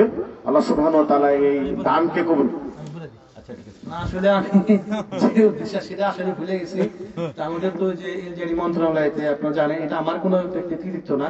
আমাদের মন্ত্রণালয় থেকে একটা প্রকল্প আছে, মসজিদ মন্দিরের টাকা দেয়। আপনারা জানেন যে এখানে পূর্বপাড়া বা আমাদের কাঞ্চনপুরে 10-12 মসজিদে টাকা দেওয়া হয়েছে, অনেকে জানেন 3 লাখ টাকা দেওয়া হয়েছে। তো এইটা যা কোনো কারণ বাদ পড়ে গেছে, ইনশাল্লাহ আগামী 3-4 মাসের মধ্যে এইখানে আমি একটু টাকা ব্যবস্থা করে দেবো ইনশাল্লাহ। মাশাআল্লাহ, আল্লাহ কবুল করুন। আমি পাশাপাশি মাশাআল্লাহ এবং আজকে নগদ 5,000 সামথিং দান করেছেন। আল্লাহ সুবহানাহু ওয়া তাআলা দান কবুল করুন। আমি একটু আমাদের আজকের প্রধান অতিথির কাছে একটু আবদার করতে চাচ্ছি, সেটা হলো বাসাইল প্রপারে আহলে হাদিস জামে মসজিদ হতে যাচ্ছে, কাজ শুরু হয়েছে। ওটার জন্য আমি আমার ভাইয়ের কাছে একবারে বিনীতভাবে কিছু অনুদান চাচ্ছি। কারণ হলো আমরা এই না পুকুরের মধ্যে না, এই যে পাশে মানে ওই যে কি জানো ওটা বলে বসিকা, ওটা নতুন হচ্ছে। হ্যাঁ জি, ওটার জন্য আমি একটু ভাইয়ের কাছে ইনশাআল্লাহ অনুদান চাবো ইনশাআল্লাহ। জি জি জি জি জি মসজিদের নাম দিব এবং নিয়ে দিব। ওই যে আমাদের যাবো এবং আব্দুল হক সাহেব, জি জি দোয়া করি ভাই আল্লাহ যেন আরো উন্নতি দেয় জীবনে। জি জি বারাকাল্লাহ ফিক, জাযাকুমুল্লাহু খায়রান, সাল্লাল্লাহু আলাইহি। হ্যাঁ ওটা কেন্দ্রীয় ভাষা, কেন্দ্রীয় মসজিদ। জি জি ওটার আমাকে সভাপতি বানিয়ে রেখেছে। তো আমি জি জি ওটা শামসুল যাবো ভাই, তারপরে এখানে আব্দুল হক ইনশাআল্লাহ। জি ঠিক আছে, তাহলে আমাদের বাকি যে আলোচনা রয়েছে আমাদের প্রধান বক্তার পূর্ণ করার জন্য বলছি, বিনীত বলছে। Monas, I remember this number. Serial number is 10. Symptom meaning Islamic livers and raise the maintain the porda and hijab. এই সম্পর্কে আলোচনা করছিলাম। 10 নম্বর আলামত সম্পর্কে, যদিও রাত্র গভীর, আমি আরেকটা আলামত বলে শেষ করব। আচ্ছা জি জি জি যে আমরা 10 নম্বর আলামত নিয়ে কথা বলছিলাম, এটা মনে আছে তো আপনাদের? আলামত নিয়ে বলছিলাম কাসিয়াতুন আরিয়াতুন কাসনামাতিল বুখতিল ইজাফিল আনুহুন্না ফাইন্নাহুন্না মালউনাত। আমি কিছু বেপরদা সম্পর্কে কথা বলছিলাম যে নবী সাল্লাল্লাহু আলাইহি ওয়াসাল্লাম বলেছেন যে কিয়ামতের পূর্বে এমন কিছু নারীর আবির্ভাব ঘটবে যারা পর্দা মানে কাপড় পরা সত্ত্বেও উলঙ্গিনী বলে বিবেচিত হবে। কাপড় পরবে কিন্তু কাপড় বিহীন মনে হবে। এমন নারীর সংখ্যা আপনাদের এলাকায় আছে কিনা তা আমার জানা নাই, তা আছে আপনাদের। এই যে যে নৈতিক অধপতন, নৈতিক পদস্থলন, এটার একটিমাত্র কারণ আপনার ঘরের মধ্যে শরিয়া উপস্থিত না থাকার কারণে। ঠিক না ঠিক? এবার আমি 11 নম্বর একটি আলামত বলবো, অত্যন্ত প্রাসঙ্গিক এই আলামতটি। এই হাদিসটি সর্বপ্রথম উল্লেখ করেছে মুসনাদ আহমদ 10,030 নম্বর, ইমাম আহমেদ ইবনু হাম্বল উল্লেখ করেছেন সিলসিলা সহিহা 647 নম্বর হাদিস, লিখেছেন আল্লামা নাসিরউদ্দিন আলবানী রাহিমাহুল্লাহ। আল্লাহর নবী সাল্লাল্লাহু আলাইহি ওয়াসাল্লাম তিনি বলেছেন, ইবনে মাসউদ রাদিয়াল্লাহু তাআলা আনহু বর্ণনা করেছেন, রাসূল সাল্লাল্লাহু আলাইহি ওয়াসাল্লাম বলেছেন লা তাকুমু সাআ, ওই পর্যন্ত দুনিয়া কিয়ামত হবে না ততক্ষণ পর্যন্ত না যুহুরুল কালাম, যতক্ষণ পর্যন্ত না প্রচুর পরিমাণে ইসলামী বই পুস্তক বা পত্রিকা বা লেখকের সংখ্যা বৃদ্ধি পাবে। আপনি খেয়াল করেন, ইলম নেই, কোরআনের আয়াত জানা নেই, হাদিস জানা নেই, নিজের নাম দিয়ে বই ছাপিয়ে দিয়েছে হাজার হাজার খণ্ডে। কথা বুঝতে পারছেন কিনা? এগুলো মূলত কিয়ামতের একটি আলামতের বহিঃপ্রকাশ। কেননা অবশ্যই আপনাকে ইলম সহকারে বই লিখতে হবে। ইমাম ইবনে হাজার আসকালানী রাহমাতুল্লাহ আলাইহি প্রায় বহুগুলা বছর কাজীউল কুজা থেকে তিনি বুখারী শরীফের সরা লিখতে সময় অতিবাহিত করে তিনি 20 খণ্ড বুখারী শরীফের ব্যাখ্যা গ্রন্থ লিখেছেন। মুহাদ্দিসগণ বলেন যে ইমাম ইবনে হাজার আসকালানীর ফাতহুল বারী এটা লিখবার পরে আর কারো বুখারী শরীফের ব্যাখ্যা পড়ার তেমন কোনো প্রয়োজন নেই। তিনি জাতির চাহিদা মেটাবার জন্য কিয়ামত পর্যন্ত যে খেদমত করে করেছে এটা আমাদের জন্য কাফি, যথেষ্ট। কিন্তু ইদানিং আমরা দেখি অল্প কিছু লেখাপড়া করেই খন্ড খন্ড আকারে বই লিখেছে। এটা মূলত কিয়ামতের বহিঃপ্রকাশ। কারণ ইলমের গভীরতা যদি না থাকে আপনি একদিন মরে যাবেন, কিন্তু আপনার এই বইগুলো একদিন থেকে যাবে। এর আরেকটি বিষয় হলো আমাদের এই সহিহ হাদিসের এলাকায় হয়তো এটা নাই, বিভিন্ন জায়গায় ছোট ছোট বাচ্চাদের ভবিষ্যৎ নষ্ট করা হচ্ছে। তারা না জানে কোরআন, না জানে হাদিস, না জানে কোন কিতাবের ইবারত, তাদেরকে এনে বক্তব্য দিয়ে প্রধান বক্তা, প্রধান আকর্ষণ বানায় দেওয়া হচ্ছে, আর তার জীবনটাকে নষ্ট করা হচ্ছে। মূলত এই প্রত্যেকটা বিষয় কিয়ামতের কঠিন একটি আলামত, যা আমাদের রন্ধ্রে রন্ধ্রে প্রবেশ করেছে। আমাদের এইগুলা থেকে আমাদের উত্থান হওয়া প্রয়োজন, কারণ আমরা আল্লাহ এবং তার রাসূলুল্লাহর সহিহ হাদিসের কথা দাবি রাখি, ঠিক না ঠিক? মহান আল্লাহ তাআলা আমাদেরকে এগুলো থেকে সমাজ দান করুন। এখানে একটা লেখা এসেছিল যে প্রশ্ন, বর্তমান সময়ে হক কথাগুলো না বলার প্রতি চুক্তিবদ্ধ হয়ে ওয়াজ মাহফিল করা কোরআন সুন্নাহর আলোকে জানতে চাই। একেবারে ডাইরেক্ট মিথ্যা কথা।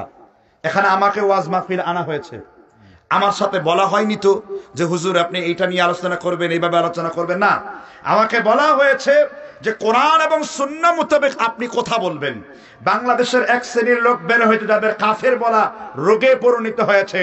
রাসূল বলেছেন, বুখারীর কিতাবুল ফিতানে হাদিসটি রয়েছে, মান দাআ রাজুলান বিল কুফর, কেউ যদি কাউকে বিনা কারণে কাফের বলে সম্বোধন করে, ওয়ালাইসা কাযালিক, যদি তার মধ্যে কুফরি বা ওই কুফর নেই কিন্তু কাফের বলা হচ্ছে, তাহলে ওই ব্যক্তি নিজে কাফের হয়ে যাবে।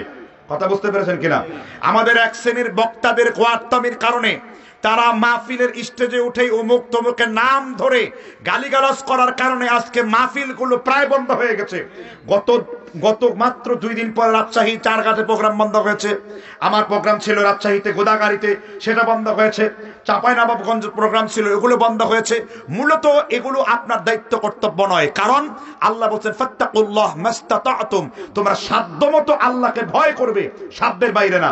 আমার সাধ্য হলো কোনো ভুল, কোনো জাহালাত যদি থাকে আমি দলিল প্রমাণ সুন্নাহ সহকারে তার সামনে উঠিয়ে ধরবো, আমি জবরদস্তি করব না। কারণ জবরদস্তি করার দায়িত্ব আমার নয়, এটা ইসলামিক গভর্নমেন্টের। আমরা তাকে ইসলাহ করতে পারি, আমরা তাদেরকে এই কথাগুলো আওতায় বলতে পারি, দলিল দিয়ে বুঝাতে পারি, কিন্তু তাদেরকে আমি বাধ্য করতে পারি না, কারণ এই দায়িত্ব আমার উপর আল্লাহ চাপায়া দেন নাই। তাই দায়িত্বের বাইরে গিয়ে যখন দায়িত্ব পালন করে অহেতুক অকথ্য ভাষায় গালিগালাজ শুরু করে দিয়েছে, তখন কিন্তু আমরা একটা রাষ্ট্রযন্ত্রের কাছে বন্দী, আমরা তাদের সাথে বিরুদ্ধাচরণ করে পারবো না।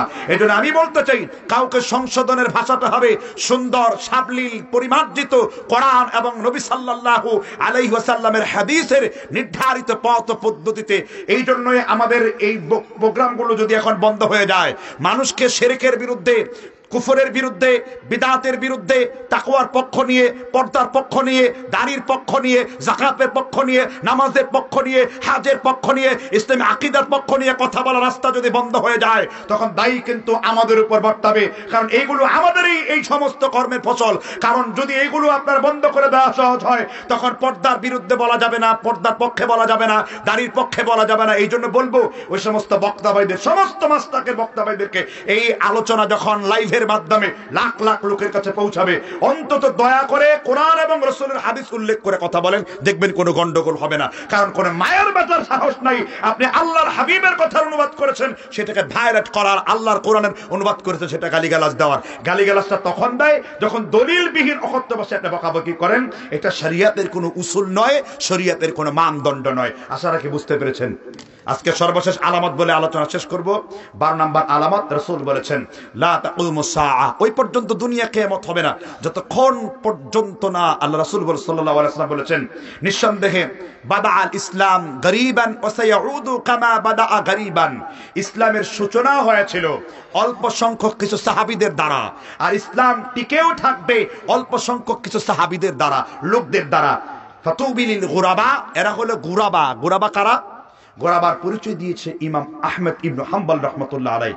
এই গোরাবা বলতে অন্যায় অসত্যের বিরুদ্ধে, বিদআতের বিরুদ্ধে, সুন্নতের পক্ষ নিয়ে যারা কোরআন এবং সহিহ হাদিসের উপর আমল করে, তারা হলো আসহাবুল হাদিস।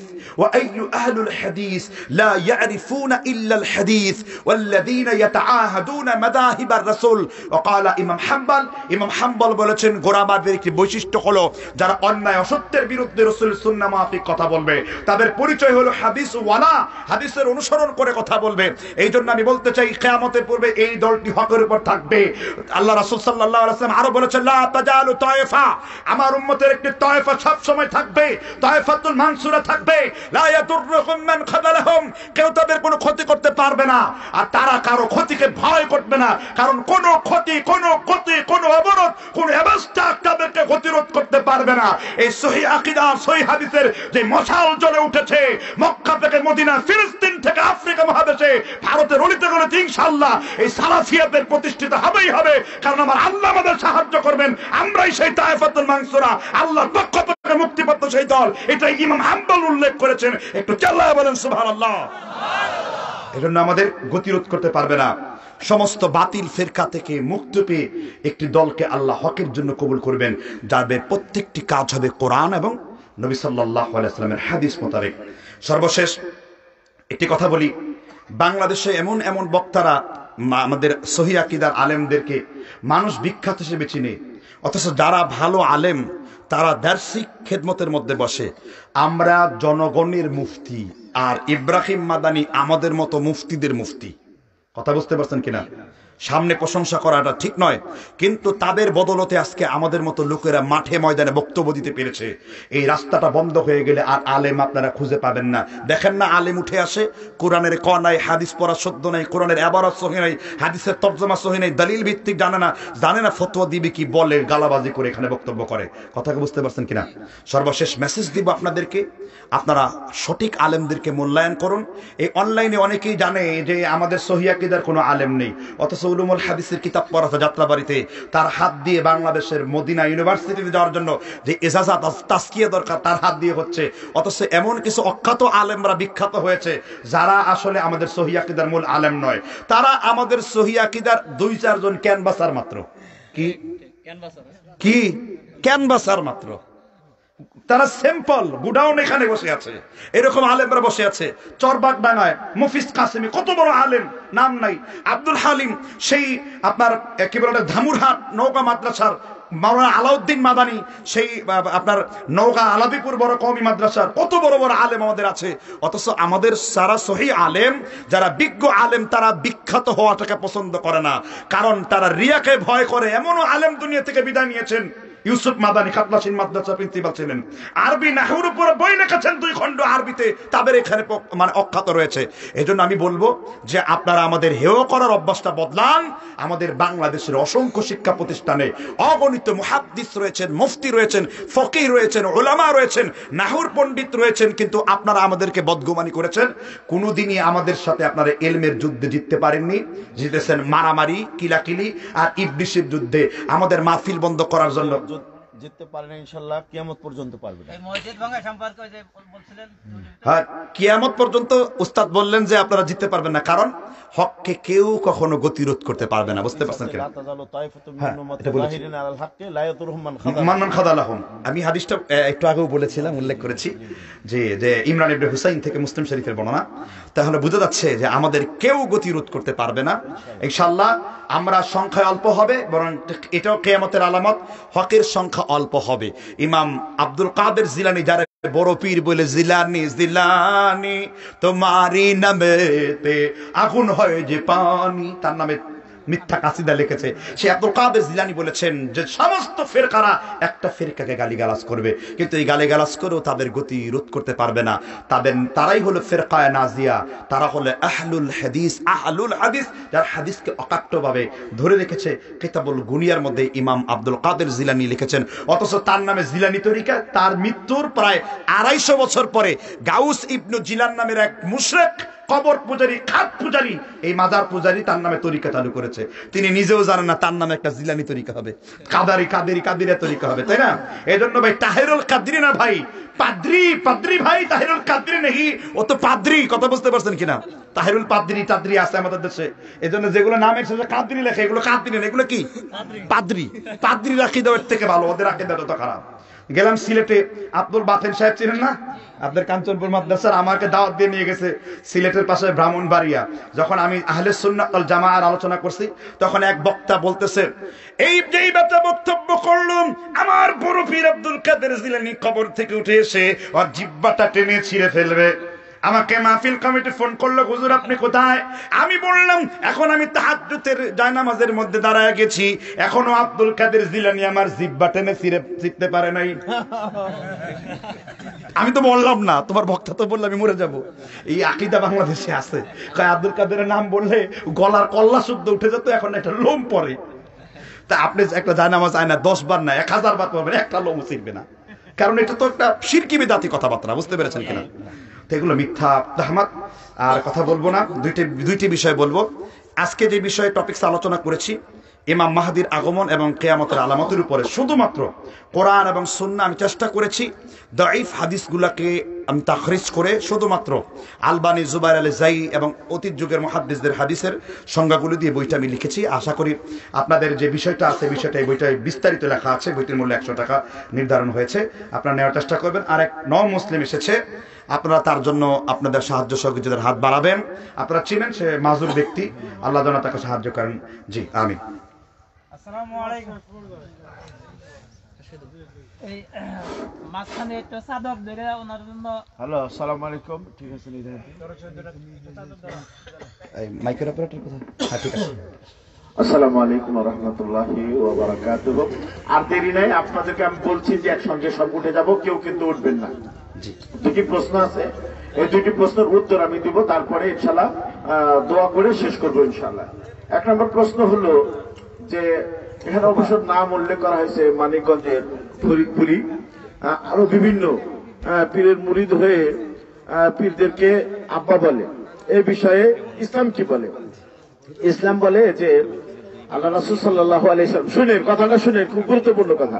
আল্লাহ রাসূল সাল্লাল্লাহু আলাইহি সাল্লাম তার যত আত্মীয় স্বজন ছিল তার মধ্যে তার বিটি, মেয়ে, কন্যা ফাতেমাকে ডেকে আল্লাহ রাসূল সাল্লাল্লাহু আলাইহি সাল্লাম বলছেন যে হে ফাতেমা, দুনিয়াতে তোমার যা প্রয়োজন তুমি আমার কাছে থেকে তা চেয়ে নাও, লা উগনি আনকে ইয়াউমাল কিয়ামতি শাইআন, কিয়ামতের ময়দানে আমি তোমাকে কোনো প্রকারের কোনো উপকার করতে পারবো না। বুঝছেন? যে আমলের পিছনে তার বংশ মর্যাদার খ্যাতি সুনাম তাকে এগিয়ে দিতে পারবে না কিয়ামতের ময়দানে। তাই বাপ যিনি জন্মদাতা তিনিই বাপ, তিনি পিতা, তিনি আব্বা, তিনি ব্যতীত কেউ বাপ হতে পারে না। বাপ মুসলিমদের একজনই, আদি পিতা আদম এবং ইব্রাহিম আলাইহিস সালাম জাতির পিতা। আরেকটি প্রশ্ন আছে, সেটা হলো যে আমার এক ভাই প্রশ্ন করছেন যে ঢাকার অধিকাংশ অফিসে পেশাব করার ব্যবস্থা হলো আপনার দাঁড়িয়ে করতে হবে। এখানে আমরা বলবো যে ফাত্তাকুল্লাহ মাসতাতাতুম, আল্লাহকে সাধ্য অনুপাতে আপনি ভয় করে আল্লাহর বিধি বিধানকে পালন করবেন। সেটা কি? সেখানে যেরকম ভাবে পেশাবখানা রয়েছে অনুরূপ ভাবে সেখানে পায়খানাও রয়েছে। আমরা অনেক সময় দেখা যায় যে ওই দাঁড়ানোর ব্যবস্থা যেখানে রয়েছে সেখানে ওই পাবলিক টয়লেট গুলো যেখানে, সেখানে আমরা ওই পেশাব করি না, পায়খানাতে যে পেশাব করে বসে পেশাব করে আসি। এভাবে আল্লাহকে সাধ্য অনুপাতে ভয় করতে হবে।